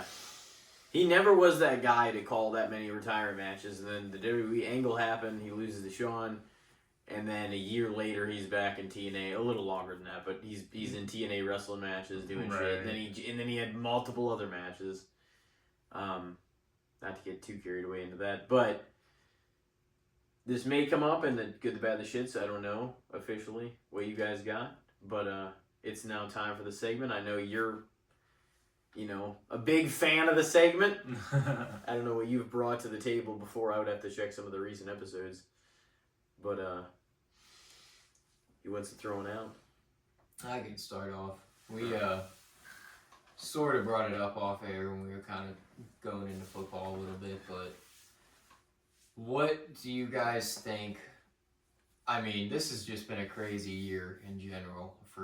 It doesn't feel like there's a team in either conference. It's like, oh, they're for sure the one, or it's going to be tough to beat this one.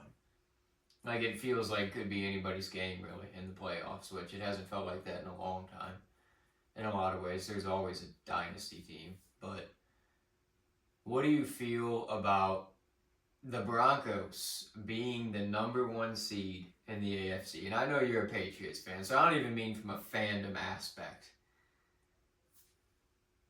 Because, I mean, personally, I don't have, like, a lot of fandom or love or even necessarily hate for the Broncos or the Patriots, but it's just like, to me, both teams feel like I'm not bought in yet.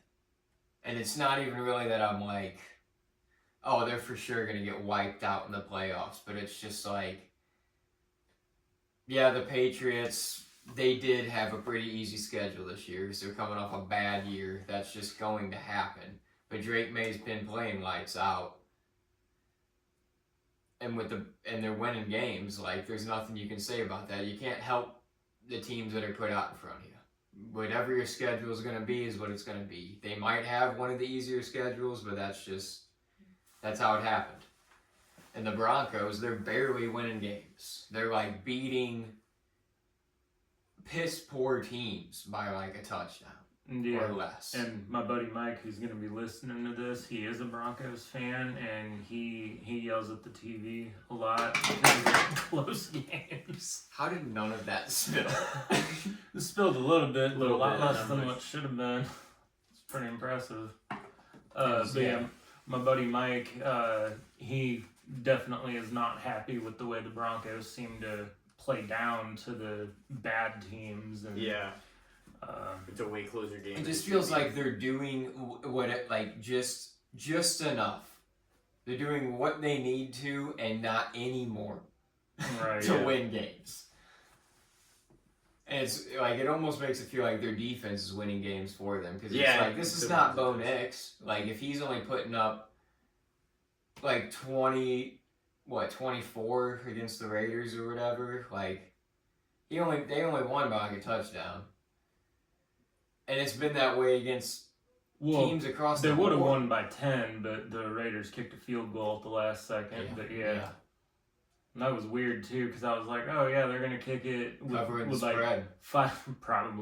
With like 5 seconds left, and then the clock ran out, and it was like, but the ball went through the uprights. There should have been a couple seconds on the clock. Not that I think that would have made a difference. Just like, I think it what the was. hell happened there? The board was like Broncos +8 or something like that.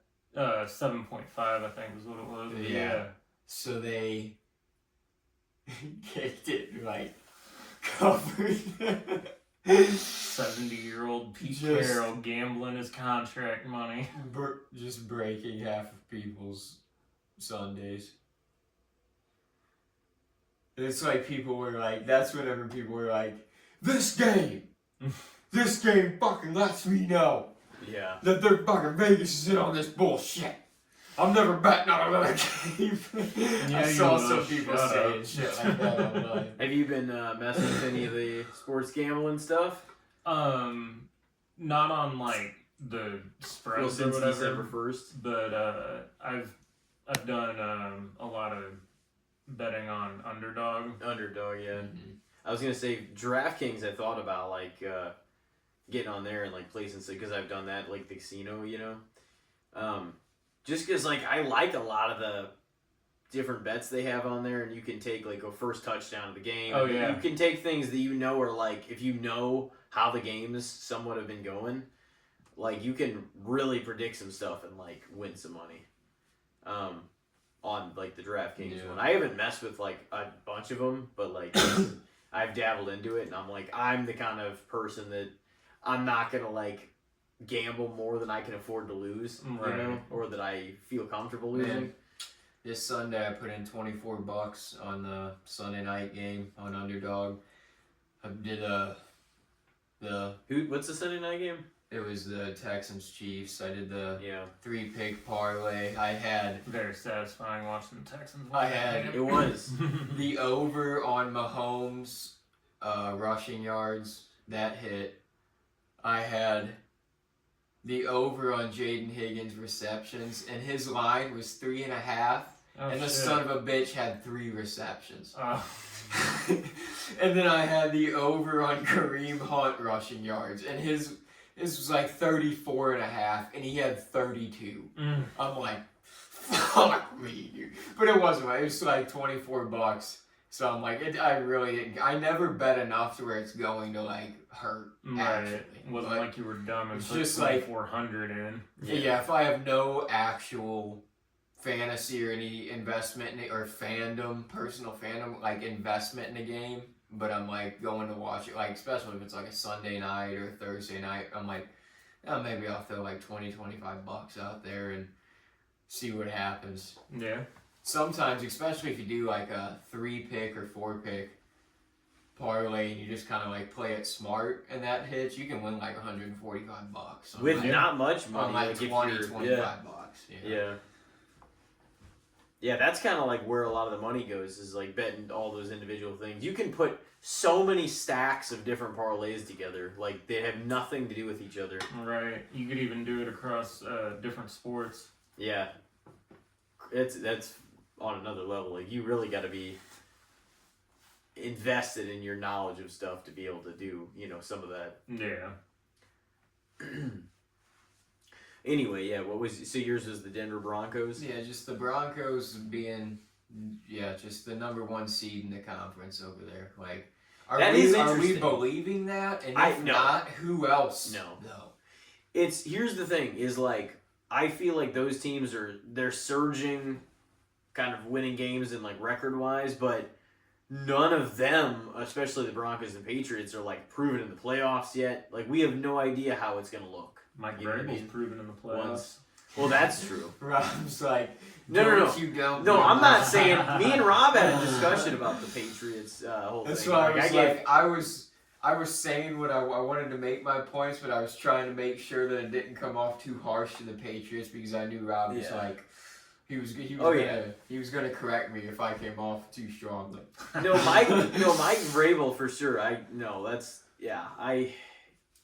It's gonna be interesting though because like I don't know how the seeding's gonna go. The advantage is the AFC is so scattered and like who knows? It's a bunch of one-on-one games of people that are, there's not like a real clear bias. Like the Bills, if they actually got their shit together, like he could run havoc on some of those games. But the thing is, this week they're playing again. The Patriots already beat the Bills. Yeah. So we'll see what happens. It's going to be a test this week. Oh, it's going to be tough. It's a big game. It's going to be tough. Josh Allen's kind of been on a bit of a heater recently, too. That was a crazy-ass game last week against the Bengals. It was. That was a fun game, too, in the snow, and they were both just, like, slinging that shit. Like, you don't see snow games like that a lot because a lot of times, they play it safe, throw short passes underneath, run the ball because it's snowy and slick. Yeah. But you got those quarterbacks out there, like, they're going to throw the ball around. It'll be interesting. You think the Patriots can hold up against the Bills this week? Well, of course they could. I hope they do. Yeah, I mean, it's any given Sunday. Yeah. And the Patriots, I mean, this year at least, are proven. 11-2, they're tied for the best record in NFL, so. Drake May, man, he got me a lot of points. But then I still failed to make the playoffs because I took, I had kind of a Bengals season. That's basically what it was. Whenever I lost a bunch of games at the front, and then I had a whole lot of ground to make up for, in the hopes of making it towards the end, and then didn't go well. I literally was like 4 points away from winning the last game, which would have gotten me the lowest seed, but I would have gotten in, and I'm like, I'm not gonna put too much stock in it because a few games before that and all the injuries this year, I was like, this is not being etched out to be my season at all in one of my leagues. So, but we'll see what happens in the other. I have a pretty high seed, so it should be fun. I love fantasy and watching the games, and it's like kind of like what we were talking about with the bias or unbiased thing. It's you have invested in the games even if they're not your team. Whenever you have players in there and you become a fan of players on other teams, Yeah. So. Yeah, fantasy also just kind of helps broaden your general football knowledge because you'll pick up on other players from other teams. I kind of did that anyways before I played fantasy just because I was a sports nerd as a kid and I liked football, so I'd keep up with current players and stuff like that. But it really does you keep up with a lot of different players on every team across the board because you just know everyone a lot more if you play fantasy. They're always feeding you information and you can pick up on patterns and different things and he did this it's all laid out clearly and just efficiently to be able to figure out what what your game plan to be, who you want to add, drop, potentially make trades for. A lot of times I never just send trades out. I'll kind of scope out what somebody sends me and I'll either offer something in return and try to, but I normally don't go searching because I usually try to be confident in the team that I draft, But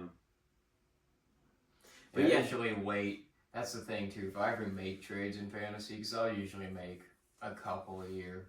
That's usually smart trades, and I'll usually make them mid-season if I make them. But there's usually I'll wait a handful of weeks with the team that I drafted and really settle into okay, what are these players going to be this year? Before I start dumping players.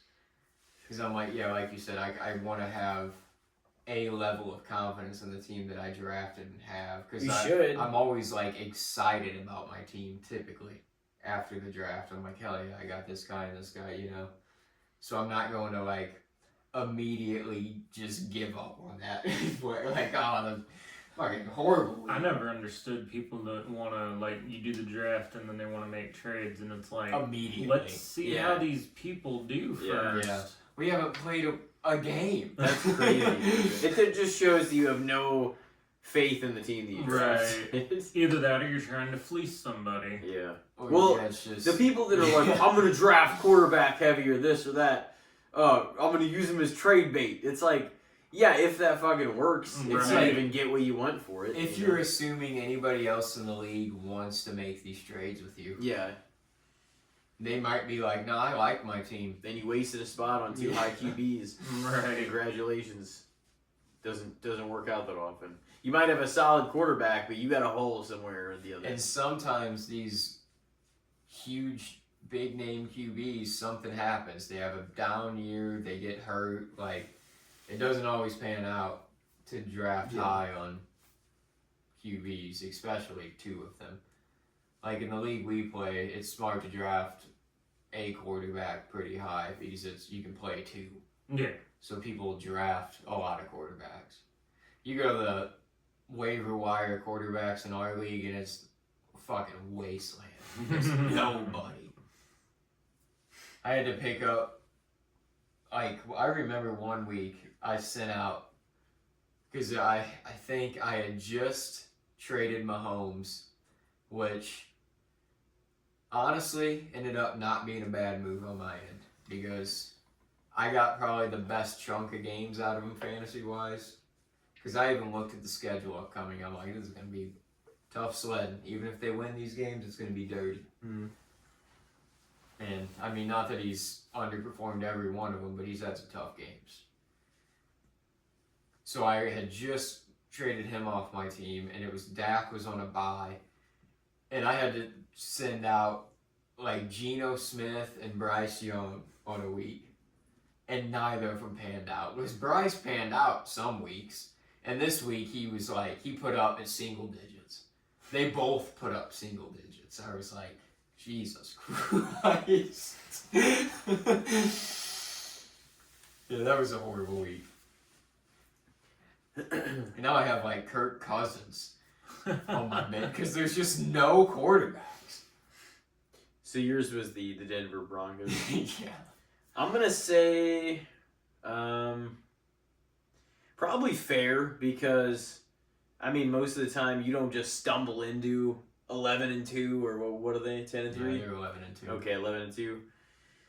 So I think there's something there. Same as the Patriots. Like, even, I mean, I've been following it with having Drake on the team, but you play the schedule you get, and it's like nobody should be punished for winning all the games. Like, it'd be worse if their record was like dead even or whatever, because it's like, how the fuck are you guys not winning more games? But they're like, and they're destroying teams in some of these games, and they're playing great defense and offense. So we'll see. It's gonna be just so fresh, because like even the teams that are historically great, what if like the Steelers hang in there and win the division? That'd be nuts. Yeah. And then like it's different people in places like Bo Nix, Drake May, like they're gonna be in. It's like this is like some of the franchises that are historically like successful, but they look entirely different. Yeah. So it's like this is gonna be a wild playoff. I really think. Yeah. Could have. It's gonna be so much fun. Broncos Patriots in the AFC Championship just like 10 years ago when that happened. That'd be insane. You think the if that Chiefs ended up happening. fight their way in? Nope, Chiefs ain't Not making the at this point. playoffs this year. I don't feel like they. I mean, at this point, they really do not control their own destiny. Like other teams would have, even if they won fumble every it away. Yeah. And the Chargers winning this week does not help their odds.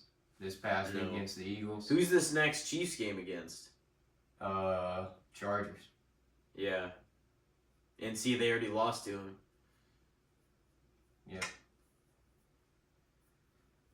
It's a lot of divisional matchups this week. Yeah. Not all of them. There's but some. a lot of There's them. some good ones. Yeah. It's though. It's Broncos Packers. this Packers, week. That's gonna be a hell of a yeah, game, that's what too. Rob said. He's like, I need you to beat them. Yep, I need Green Bay to handle business. It's And Broncos, Bills, Packers, Bills, Patriots. Bills, Patriots. Woo! Obviously, I need my team to handle business, but that's every week. Yeah. I feel like there's another big game, but I'm not remembering what it is. I don't know. Thanks to YouTube TV, we watch like 4 games at a time. Yeah. Yeah. That's dope. Yeah, Sunday ticket. I might have to look into it soon. I mean, next year. it's a bit pricey, but if Oh, you yeah, got the money, it it's worth it. Especially if you're a fan of watching all games and not just I just one hate- team. Yeah, it's Or if also you're a too fan of like a if you East Coast team like me. yeah, if you have, I mean, we're the Midwest St. Louis market. We don't have a team, so it's like Right. we get the games that just are on for us. So if you're a fan of a team, it's probably nice to just invest in because you'll always be sure to have that game. But I hate that you have to have YouTube TV for it. Yeah. That sucks. It's like you should just be able to get a Sunday ticket package. Right. Yeah. Because I had it for a little bit, and now Mike pays for it, and neither one of us watch anything on YouTube TV except football. Yeah. See that's the thing. Like, I guess if we wanted to do, we could just drop Sling and go to YouTube TV instead. We get probably a lot of the same channels and just get the Sunday ticket package. It would not be cheap though. Yeah. I mean, YouTube TV's got probably a lot of other stuff on it too, I'm sure. Yeah, it's like with any other TV thing, you can choose. Well, you probably have packages and access to some of their movies that otherwise cost money to people that they give you included Yeah. in the package, I would think. think so. I'm not totally sure, but I do Yeah. think that's right. Yeah, at least some. Like, I don't know if it'll be everything. But yeah, Sunday tickets. That's why going to Buffalo Wild Wings is dope sometimes because I'm like, I went there to watch the Packers game, not far, and, you know, you could just pop in there or whatever and eat some wings and I cannot check out games. Well, maybe not you. I mean, they probably got something you could eat there, right? If they got burgers, I can just ask for them without a bun, and I'll be fine. Yeah, they do. I know some of their sandwiches look fucking good. I'm like, man. But the thing is, I'm always tempted to get wings whenever I go in there again because I'm like, oh man, these sandwiches look good. But what I really want is some sandwiches. Yeah, I get burgers there a lot, but you have to get wings. Yeah. Right? It's Buffalo Yeah. Wild Wings. Next time I get a sandwich and some wings. Yeah. Oh man. It's the way to go. Still I got feel some like. weeks left to do it. Yeah. Yeah, I went there a couple times this year, just whenever. Yeah, like it is kind of dope because you can just watch all the games, especially if you go there at like noon. You just like watch all the games, just looking around you. I'm gonna give it a fair on the Broncos, by the way. Yeah. We'll see. I'm not gonna call them phonies yet. If there's any year, all I'm saying is if there's any year for it to really be Josh Allen's year, it would be this. It one. would be. You But would have they to don't do even it. look like they have their shit together at all. Yeah, they're like killing people some weeks, and he looks lights out, and then other weeks they're just like losing to teams they should not be losing to. It's like, Yeah. what the fuck is up with this team? So they might not even be consistent enough to get it done either. I don't know. Rob's like, yeah, fuck all of them. Go Patriots. Well, maybe not that aggressively anymore, because like once my team, granted, of course, I want to see my team, bring the dynasty back in full swing, but at the same time, it's like, got 6 rings. I saw all of them. I'm all right. Yeah. It wasn't enough. They're coming back for more. Hell yeah. And it's like And you guys had. You're probably gonna get some more. You guys had a handful of years in the pits, like Yeah, not very 5 long years. at all. I just And, hope we well, can. even then, like 2021, Mac Jones did take us to the playoffs, and then I do believe that if we would have kept Josh McDaniels as the offensive coordinator, Mac Jones might still be the quarterback, but I'd rather have Drake May. Yeah. Yeah. Oh, did he look Especially great. because, like we were talking about with the messages, like at least once a week, he's just perfect deep ball. The Patriots have played some of the most entertaining games of the year too. Like just some of those passes, some of the I'm like, Oh yeah. their ball every week is fun to watch. And like I went there and I watched some, paid attention to the Patriots games too, because I'm like, I mean, he's my quarterback for most of the year. And I'm like, this guy is fucking nuts. Like the stuff he can do already, and like now he looks like the best out of that class last year. So we'll see. But Change year to year, it is looking bright Plus, on for the New other England side of the ball, my again. team's got a guy named Christian Gonzalez that's locking people down for the most part. Yeah. Yeah, I think bright days are ahead for you, your squad.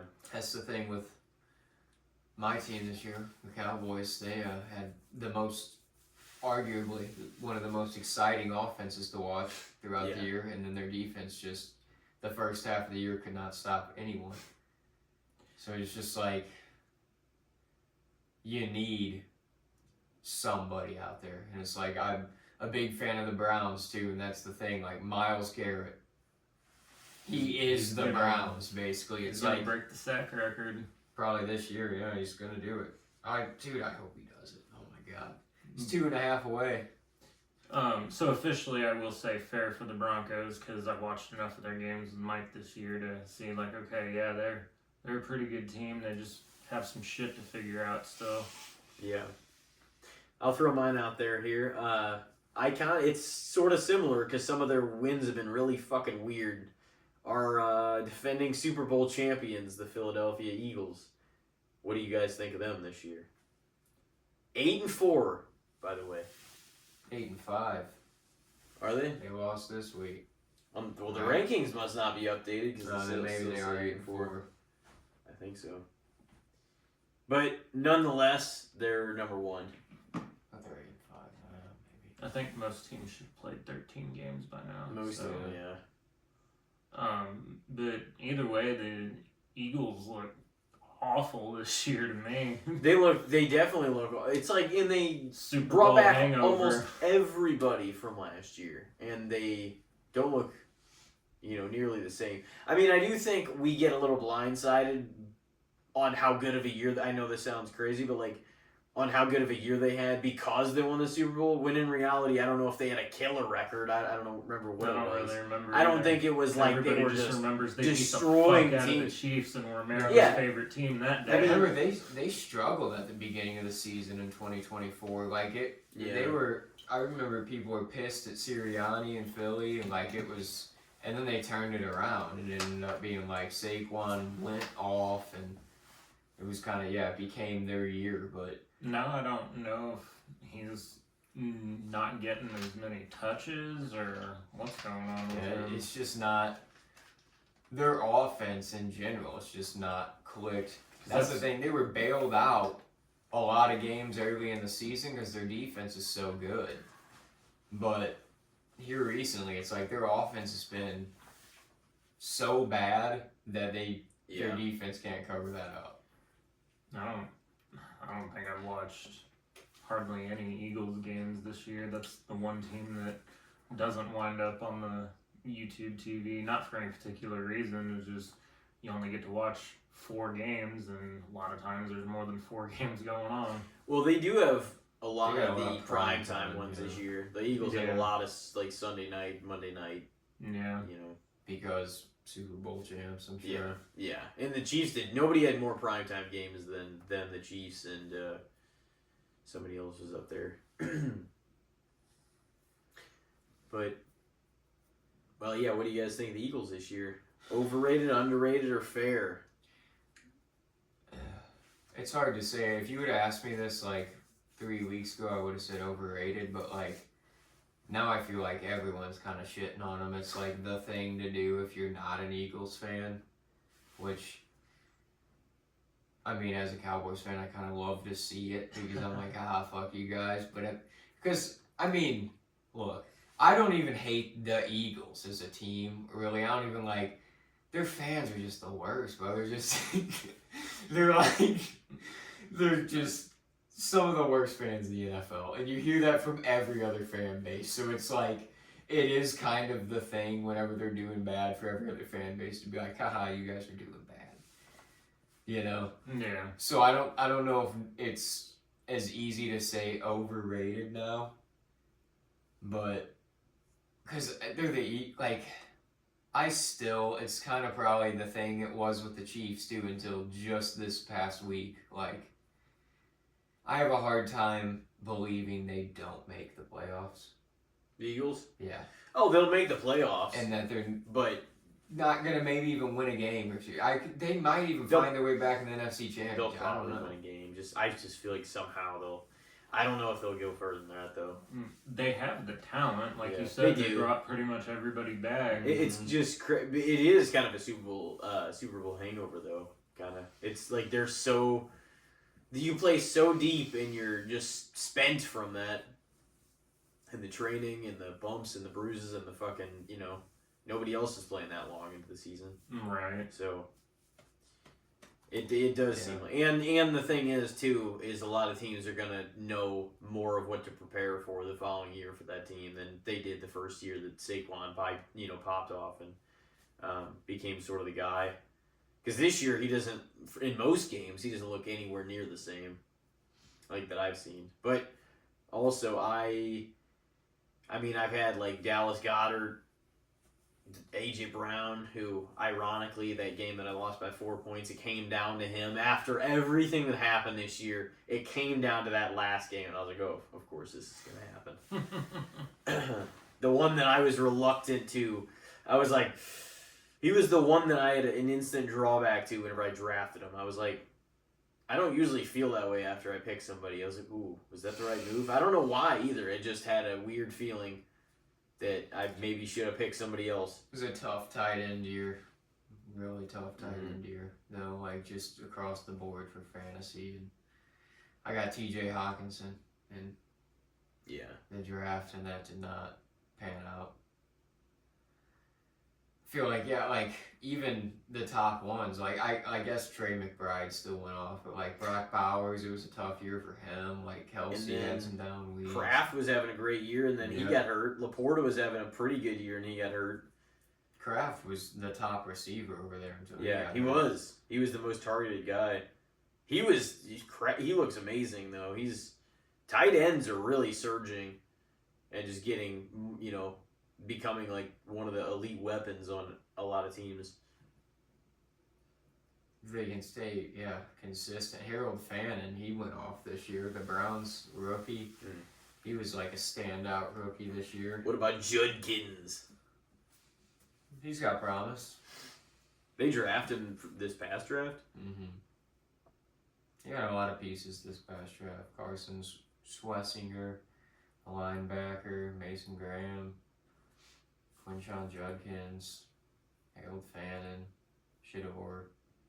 Honestly, like a lot of pieces. Shedeur too, showing some damn promise, honestly.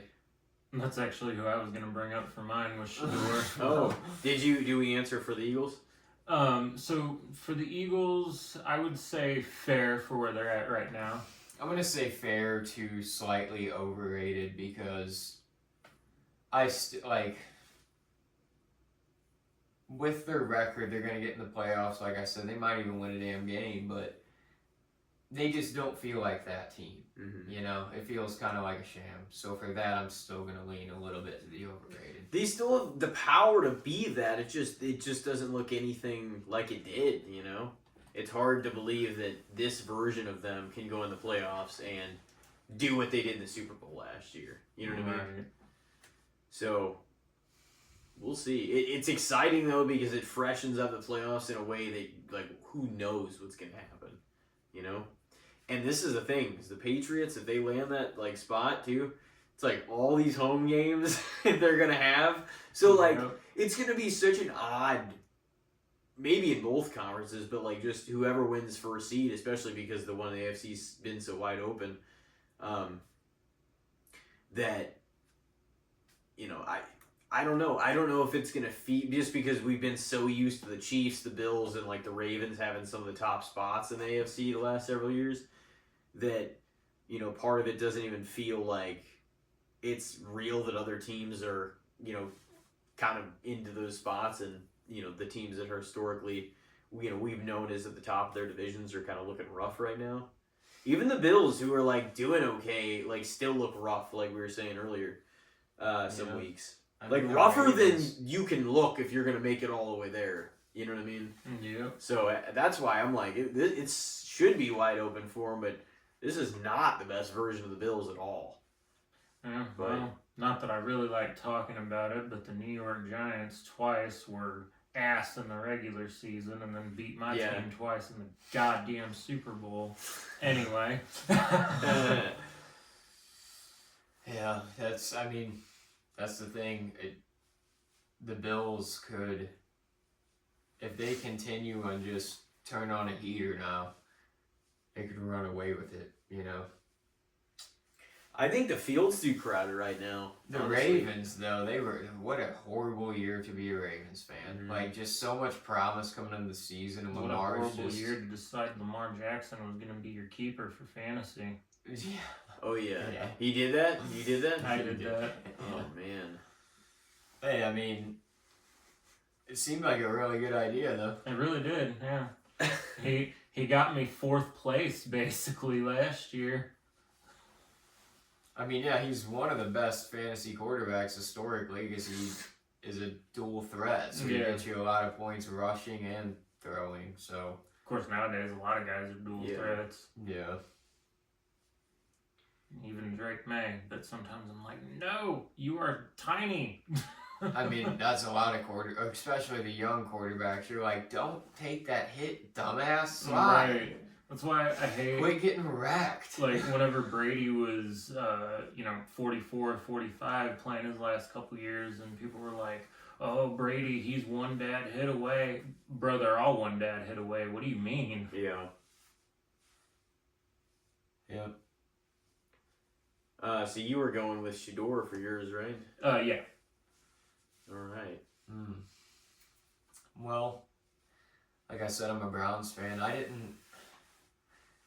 didn't have any like hate or over expectation whenever he was drafted. Like, I thought it was kind of crazy he fell so late, and it does just feel like Stefanski's like got some weird sort of like Got something against him. stick up his ass Yeah. about him. Like, Yeah, because that play call against Tennessee last Sunday was bullshit. well, just everything. Like, he never like his first career win, his first career start and win in the NFL. Like, he didn't feel like he wanted to give him a whole lot of credit there, which Yeah. I get. I guess he didn't have a huge game or do a whole lot, but it's still like, is your rookie quarterback and the first quarterback for the Browns since like '99 to win their first NFL start or Right. something like you could at least shine a little praise on him, make him feel good, you know. Yeah. He's your young quarterback, but and then yeah, like pulling him out. Okay, you've had a great game, thrown for over 300 yards, thrown for 4 touchdowns. Let's pull you out in the game tying situation here. And try to run a trick play. Yeah, Why not? let's go in wildcat formation. Like, what the fuck is going on here?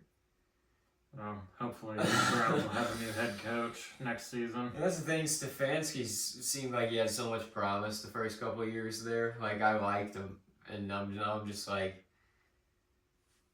dude, I feel like Shador needs to outlive his time in Cleveland to Stefanski. I feel like Stefanski needs to go before Shador goes. Yeah. Is how I'm feeling now. Otherwise, it'll be another Baker Mayfield situation where the Browns stay the Browns and If Shador goes to be somebody else's That's what I franchise mean. quarterback. if Shador can, If he pans out. if he true. pans out, We're it's still far from knowing that, let's be honest. he just I'm had. not guaranteeing Yeah. it. He'll be Oh, a no, star. yeah. I'm just Yeah. saying it'll be that kind of karma on the Browns if it Yeah. goes that way. Oh yeah, it definitely will. And they don't need more karma than they already have. if he leaves and on poor circumstances, he'll certainly have a great career somewhere else. That's just how it's going to end up happening because that's how it goes. Yeah. But he had a huge game, especially for a rookie this last week. I know it was against the Titans, and the Titans are pretty bad. But that goes right back to you got to play who's in front of you. Yeah. I think that also means manage your expectations because like you yeah, it's a victory, but like if somebody's one of the lowest teams in the league, You should you know, measure it as, yeah. okay, we did what we were supposed to do. That's Yeah. good. that doesn't hold the same weight as beating one of the top teams in the league. you Right. know? It's like I wasn't. Well, I mean, they lost. That's the thing. The Titans won Yeah. that game. I was cautiously optimistic about. Well, no, my I mean team like until we in beat the general, Bills the people, first time. People just overreact about some of the, and like it's what we were talking about with the Pats too. Is if anything, they're kind of ahead of schedule. That nobody expected this. It's like they look the conference championship bound. Like that spot, I could reasonably see them making to, and that's crazy because like. It's not even like the receiving core is like nearly what it could be if they add pieces. You know what I mean? Shit, I So, wanted Adam Thielen. Yeah. Damn Steelers. They're going to be a problem for people. But we got some, I guess next year's like a pretty big quarterback draft too. So more teams will probably be in the mix. Is Kyler Murray going to get moved? What's going on with that? Yeah, fuck him. Why? Why do you hate him?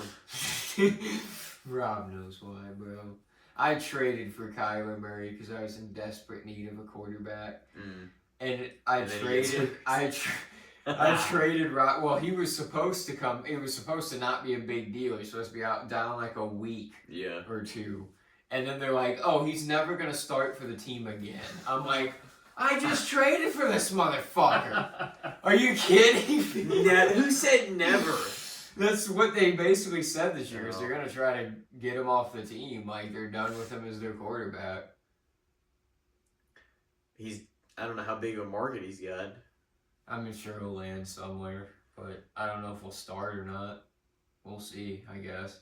I think he still has potential. He had a better chance at starting, I think, if he would have left the Cardinals a few years ago versus if he's a free agent next year. I do too. Before you really knew, because it's like there's like a plethora of some rough seasons out there, and no, it's not all his fault, but it's not reassuring if he's been in the league this long and it looks like that, But people were ready to bail on Trevor Lawrence, and then they had the Jags had way better of a year than we thought. You know? I'm so bummed that Travis Hunter's like hurt because he's such a fun player to watch. Yeah, and he was such a dynamic doing pretty player. good there. Yeah, but one could argue that he shouldn't be playing both sides of the ball. But the thing is, it does limit because he looked more mid on offense because you're out of gas. Yeah, on exactly. Defense. Yeah, you're taking a lot of. I think he had one touchdown, but his offense. I'm not saying it's not cool that he can play both. Like, yeah, that's something not that's a lot what of people makes can him do. Cool though, is it's just But like nobody does that. No, they don't. But you're gonna wear down. Yeah. So you just can't. You almost have to play like 60% of offensive and like 40% of defense. He should be more strongly maybe on one than the other. Yeah. Even if he plays both. Like he was lean never out into there more, for like all of both of No. the snaps. He was only out for half to less than half of offensive and defensive snaps every game, but it was still really cool. So I'm just bummed that now they're on this run, and I'm like, damn, it would have been neat to see him out there potentially in the playoffs. And I drafted him in both leagues. Yeah, I like him. I think he's cool. I'm excited for his career. We're talking about Shador. Yeah. The guy throwing to Travis, or the guy that threw to Travis. I'm gonna say fair because he's still getting some criticism for sure. I mean, I think criticism is warranted. I don't know if hate necessarily is, but let's see it play out because people are so quick to pull the trigger on everything, or to anoint somebody too. Oh my God! It's just like, dude, give it a minute. Yeah. Can we at least look at a good sample? Like, honestly, we need to see like 20 games out of somebody. My stepdad always had a rule where he wouldn't judge a player either way until he saw 5 years out of them. 'Cause 5 years. That's a lot. The league was different too. Yeah. Yeah, but nowadays they're like, oh, he's a backup after like Thanksgiving of the second year. Right.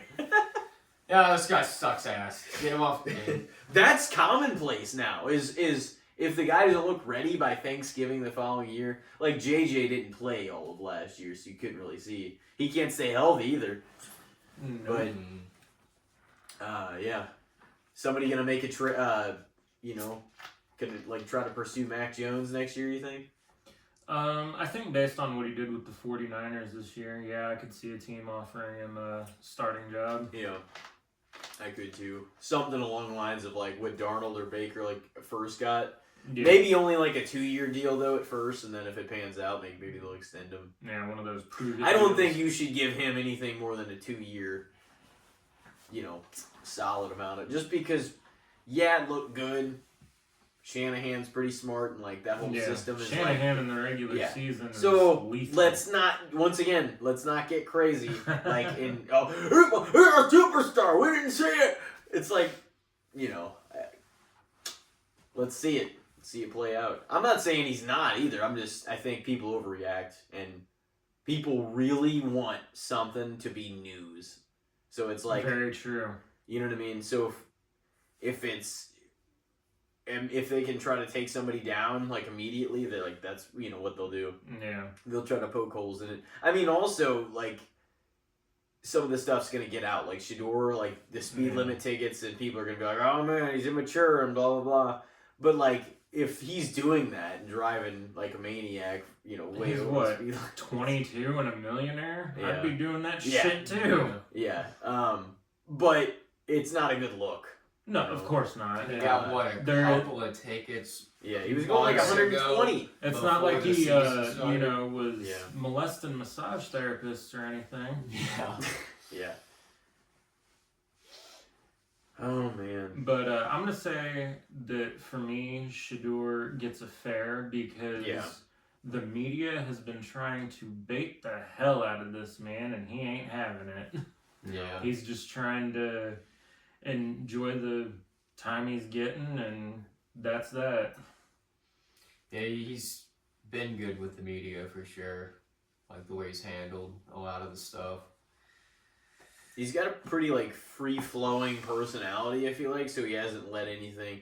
But he's also so new, so I don't think he grew up, and that's the other thing. He grew up kind of in the spotlight or around it because of his dad, so it's like I don't think it's because he hasn't felt that weight at the pro level. He knows what the spotlight's like, but I don't know if even the weight's there for him yet. So it's just kind of like, I mean, we're just seeing how this goes, He got drafted in the 5th round, so he's like, doesn't feel like you have much to lose. Yeah, you can prove yourself, but you don't really have a lot to lose. Right. So we'll see how it goes. Yeah, I'm a proponent for at least giving it a little time. I mean, if somebody's just fundamentals, everything is awful through like the first 10 or like 15 games, you'd be like, okay. Well, yeah. He probably doesn't have it. But if there's other variables like how good's the line in front of him? There's a lot of things that Are matter. His receivers holding on to the ball? Yeah. What Are they kind holding of on to the weapons ball? does he have? Does he have any run game at all, or does he have to throw the ball for his life and run around and scramble? It's because some of the time that's what happens when these QBs get drafted into like horrible franchises that are just in ruin. Yeah, it's like they have nothing, and it's just like they're gonna get destroyed. Like the Titans have gotten destroyed this year in a lot of games. Yeah. But I hope they stick with Cam Ward at least long enough to like draft a couple pieces for him to actually see what he can do. Yeah, I definitely agree with that. Yeah, he seems like he has some potential too. Are we on to another round here? I think I said fair for Shador as well. Yeah, I'd say fair with potential for it to be underrated because I at least didn't have a lot of hopes either way for him coming into the league, and just with the way it goes for the Browns and quarterbacks, like I'm like, he's gonna probably not pan out or he's gonna not stay around. So we'll see how it goes. Like so far he's been the best looking quarterback on the Browns since Baker. So but it's a few game sample. So, yeah, we'll let it play out for a while. Say fair for now. You got another one? Yeah, I can throw a quick one out here. I don't know why I was thinking of these on the break, because we were talking about like gluten-free snacks and stuff like that. What do you think of like the snack pack pudding cups? Those are like, for some reason, like I was like just scrolling through looking at different snacks and stuff, and I'm like, I haven't bought those in forever, but those are like a lunchbox staple as a kid. If I ever had like packed my own lunch or like brought it from home, always like a chocolate snack pack in there. I'm gonna give that the old fare as well, I think, because I got those sometimes too. I don't really buy them much in adulthood, but they always tasted pretty good to me. Well, see, I haven't bought any in adulthood, but at the Woodlands, the last place I worked at, I had access to them, and so I'm gonna say underrated because they're still fucking awesome. They are. The Oreo one they used to have was really good. Whenever that Eric Bana Hulk movie came out, they had a Hulk pudding one. It was so good. I swear the cream, like the middle, was way better just because it was green.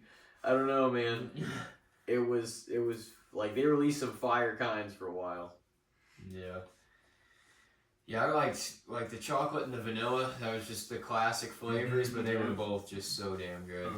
It's what they had at the Woodlands. Yeah. I might have to get some of those again soon, just because I was like thinking of them. Brought them up on here. I'm like, I really haven't bought. I feel like I've bought Jell-O more recently than pudding, probably, or made Jell-O actually, like the pack of it. But man, those are good. Those are like such a throwback to like elementary school and middle school era lunches. You'd say fair and you'd say underrated. All right, do you got another? Yeah. Do you have any more, Rob? I wrote down a few different ones. I mean, they're mostly football topics, but let's see. Talked about that. We talked about that.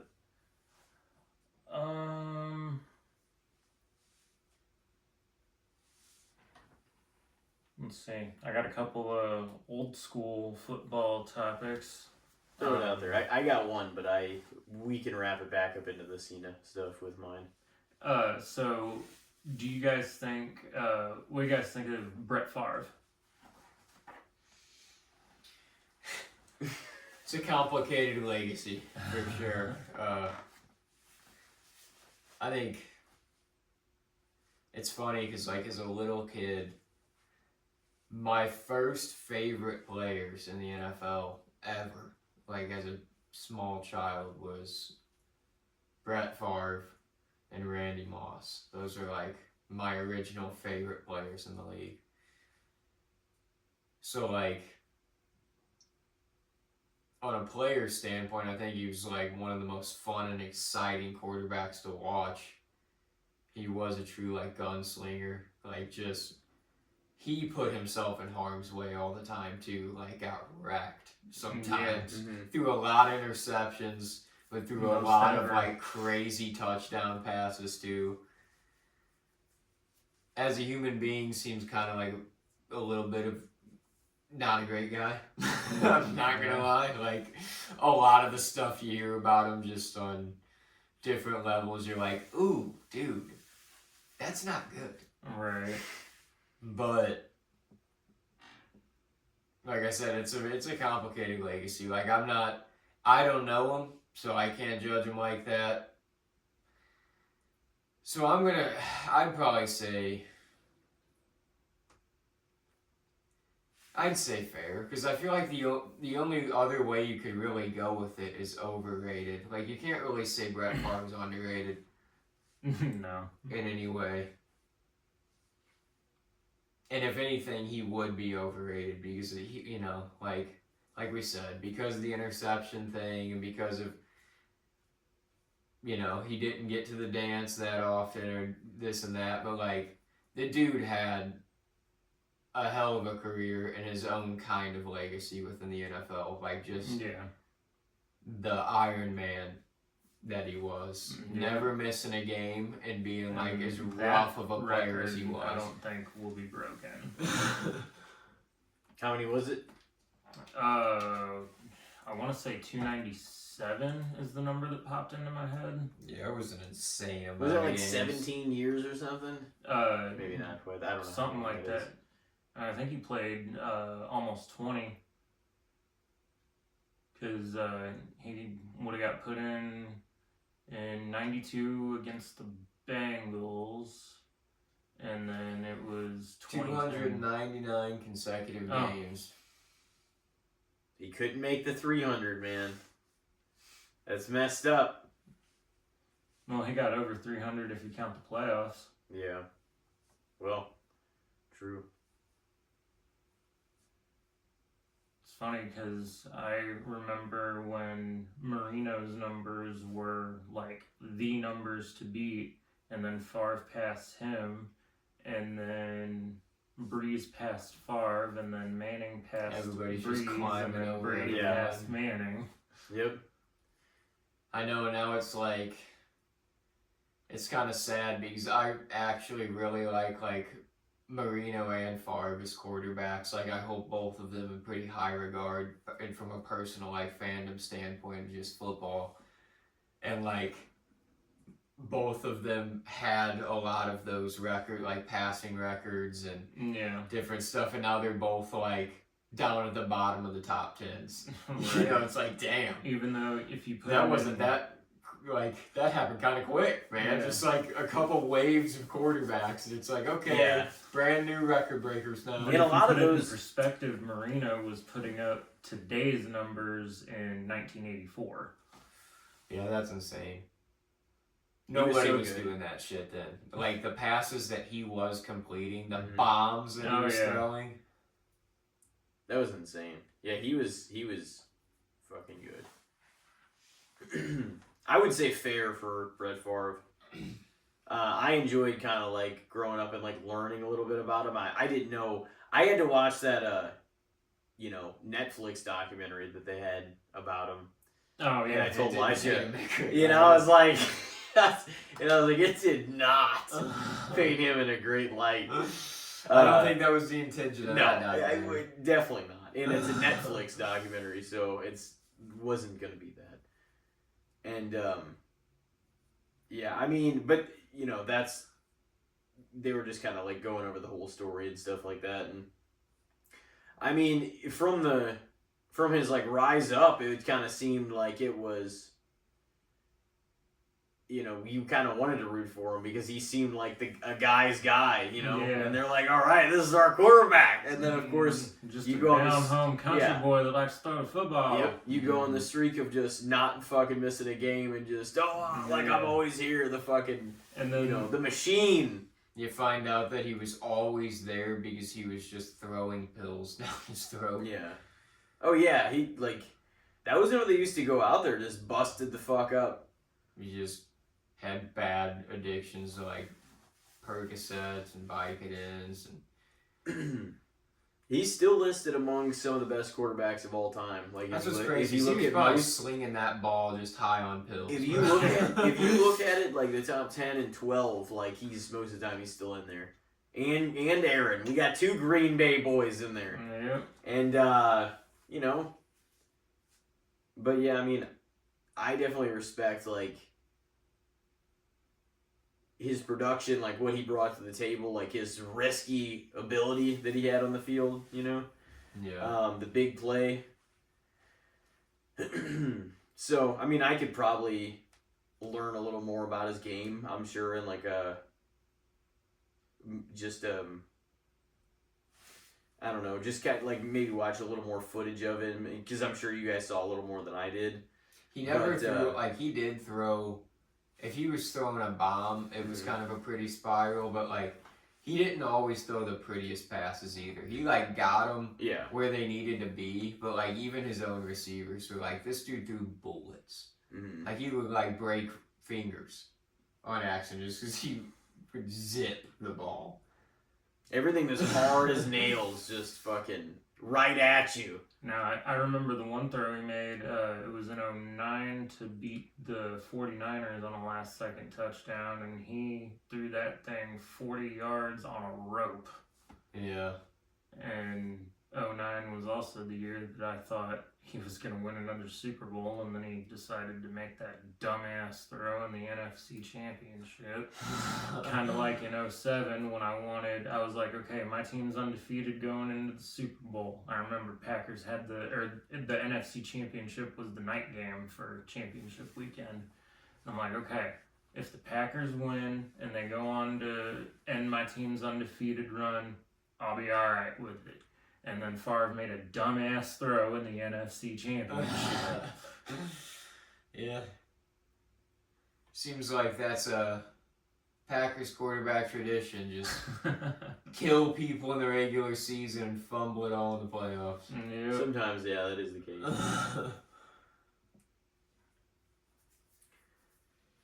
Did we answer for that one? Yeah, we both said fair. All right. Well, I guess I'll tie us in a loop tonight, since it's one of the other main reasons we are here tonight. Talk about Cena's retirement, his legacy. We had some of our dear friends talk and speak on here. That was awesome. So thank you, boys, for all that. We appreciate it. And I am going to rope it back into that by, I guess, asking. I mean, we can get into it a little beyond this, of course. But what do you guys think about Cena's last match being at a Saturday night's main event? Saturday night's main event instead of a PLE, pay-per-view, however you want to say it. Obviously, he wanted to be done at the end of 2025 or close to it. And there's no other event anyway on than, Saturday night's main event.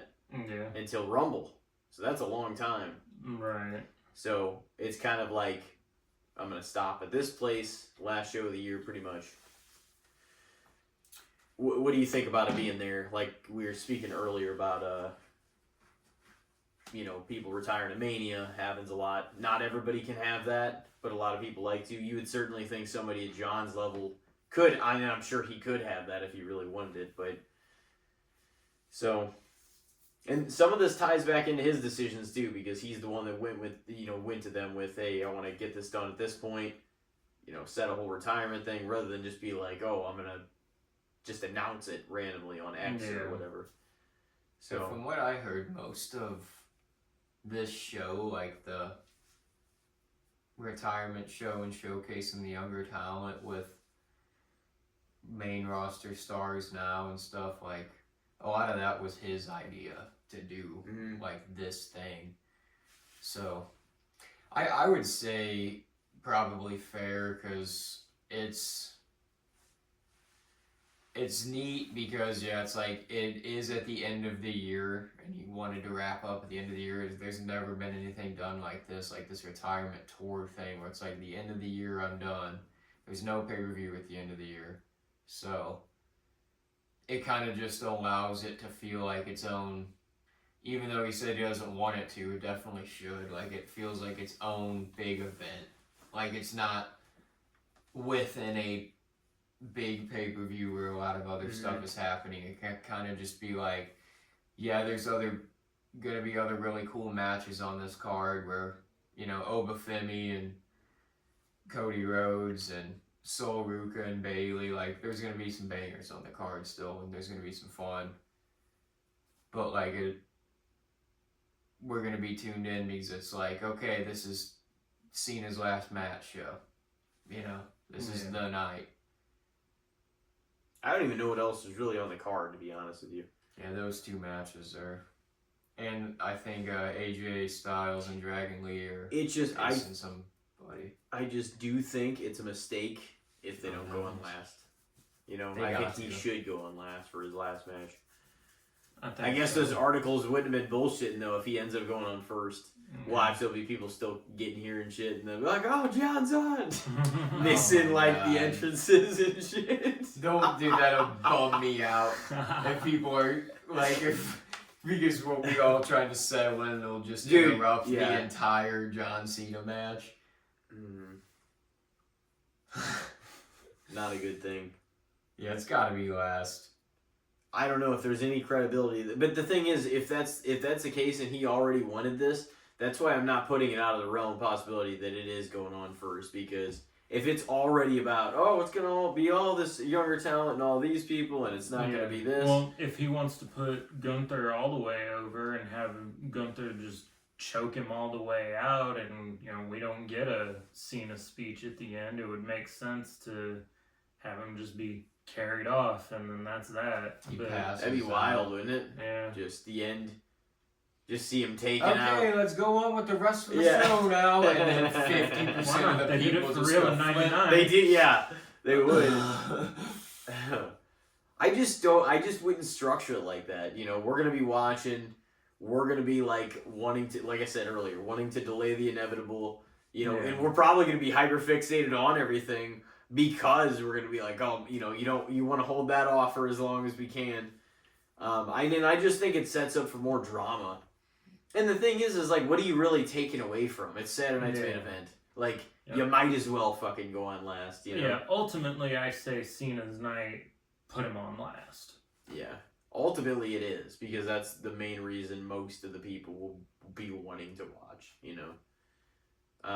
because surely almost everyone that is watching had some sort of, crossed paths with seeing Cena on top for all those years and knowing his impact on the business. Yeah, they have personal investment in him in that match. So yeah, I think he should. I think if he doesn't, then I guess he doesn't want to though. Yeah, really depends on what John the Man wants. Yeah. But I'll say it's fair that he's gonna be at Saturday Night's main event. His for last one. Yeah. Just don't cut his shit off. Right. See, that's one reason I'm I might give credibility to some extent to these rumors, because if they don't want to get it cut, if they don't want to cut off, start the show with it and then have them go as long as they want. But I'm yeah. Of course. I hate how real that answer feels. Yeah. It's also realistically, who really gives a shit if Goldberg's speech was cut off versus you better not cut off Cena's speech. Does he even have to give his speech on the Saturday Night's main event though? Not necessarily. You know what I mean? He could still do an appearance on Raw. Yeah. I don't know if he will give one. I mean, it depends on what the result of the match is. He'll still probably, be around. That's the thing. I still think he'll appear at WWE stuff and do stuff down the road. He's just not gonna wrestle again. You know. And so it'd be cool for him to have that speech at the end, but it's not. I guess it doesn't necessarily have to happen. We got social media now. You can make posts. Sure. Thanking everybody for the night. We'll see him in movies. He'll be back. Right. Probably within the company down the road. Well, I think he said he signed a 5-year ambassador deal. Yeah. I heard that too. Yeah, we're all pretty caught up with the same information then. Well, one more, boys. That's it. Yep. One last go around. It's going to be sad. I don't know if it's going to feel like once it officially happens and it's over and I'm driving home that night, if it'll feel more emotional and sad then because it'll feel more real. It might really have to sit for a while of him not being around, to really feel it. But time will tell. I'm looking forward to it though, because Gunther's one of my favorite modern guys on the roster. I just think he's such a hard-hitting, fun. His matches are bangers. So. Yeah. And he is set up to be a monster heel by being the guy that retired both Goldberg and Cena in the same year. Yeah. Mm-hmm. Which is good, because getting choked out by Jey Uso was a dumb finish in my opinion. Oh, that was a horrible Mania moment. I like Jey too. No ill will towards him or his moment, but just the way that match happened, I'm that was fucking. He just kind of beat the shit out of him towards the end. Yeah. And flopped on him a bunch of times. Yeah. The way it was done was just kind of strange. I do think Gunther's credible enough, reliable enough, will make it look good to be a sufficient last opponent. Mm-hmm. Frankly, some people are pissy about it for whatever reason, but it's because they wanted LA Knight to get that rub. But people always this be pissy, is though. If LA going. Knight won, there'd be part of the internet community that'd be like, oh, he's gonna not deliver, this match gonna be shit. Right. So- That's like if LA Knight does win the title in 3 months, people will be saying, "Oh, he's boring now." Yeah. Get the belt off him. People turn on the guy as soon as they actually make it to the spot they Yeah. want him to make it. Right. And see, like, because of probably, retiring Bill also, they're probably like, oh, why is he being chosen for everything? It's like, because he's fucking good. Yeah. But also, he's I think entertaining. he can deliver the emotional gravity to Mhm. make the drama for Cena's last match. I think, it's going to be a physical... Make it a hard hitting Yeah. affair. Like, you'll Oh, yeah. feel it. It's going to be hard. I think it will be. So I not even just obviously about Cena, but just the match, I think Gunther can deliver it, and I think it'll be as good as they can possibly make it, Yeah. So I have faith in him. I have faith in Cena. I have faith in their chemistry to make it be good. I think it'll be, what's hopefully going to be a great final match for him. So. I hope so. All in due time. Yep. Just a few days now. Yep. Well, it was great to hear from some of our pals interjecting their thoughts. Most definitely. And Way to get that in time, Randall. yeah, he did. He got it in, man. Better late than never. But Rob, it was fantastic having you back Thanks for as having me another again. guest. Yeah. I don't know if you want to say anything final before the episode on Cena's career yourself or not, because you actually had the floor for the episode, but Nothing really more to say than I haven't already said. It just kind of feels like another part of my childhood is done. Yeah. yeah, Coming to a close. it didn't feel good, does it? No, I'm old. It's fine. I'll be 32 the day after. Yeah. Wow. It's gonna be one hell of a weekend. Yep. Football, though. Oh yeah. Hopefully my Patriots bring home a hell of a birthday present. Yeah. Division title. You're gonna have your heart broken on Saturday, and then hopefully Sunday it's Sunday my heart will heal again. Yeah. Yep, exactly. All right, well, thank you very much, Rob. We appreciate you. And we hope everybody takes care out there. Let us know what your game plan is, if you're going to go see, or if you're going to go watch Cena's last match. It's going to be a roller coaster. Hopefully it delivers. And we will see you on the next episode, 209. Still a few more left in December. And take care of yourselves out there. Till next time.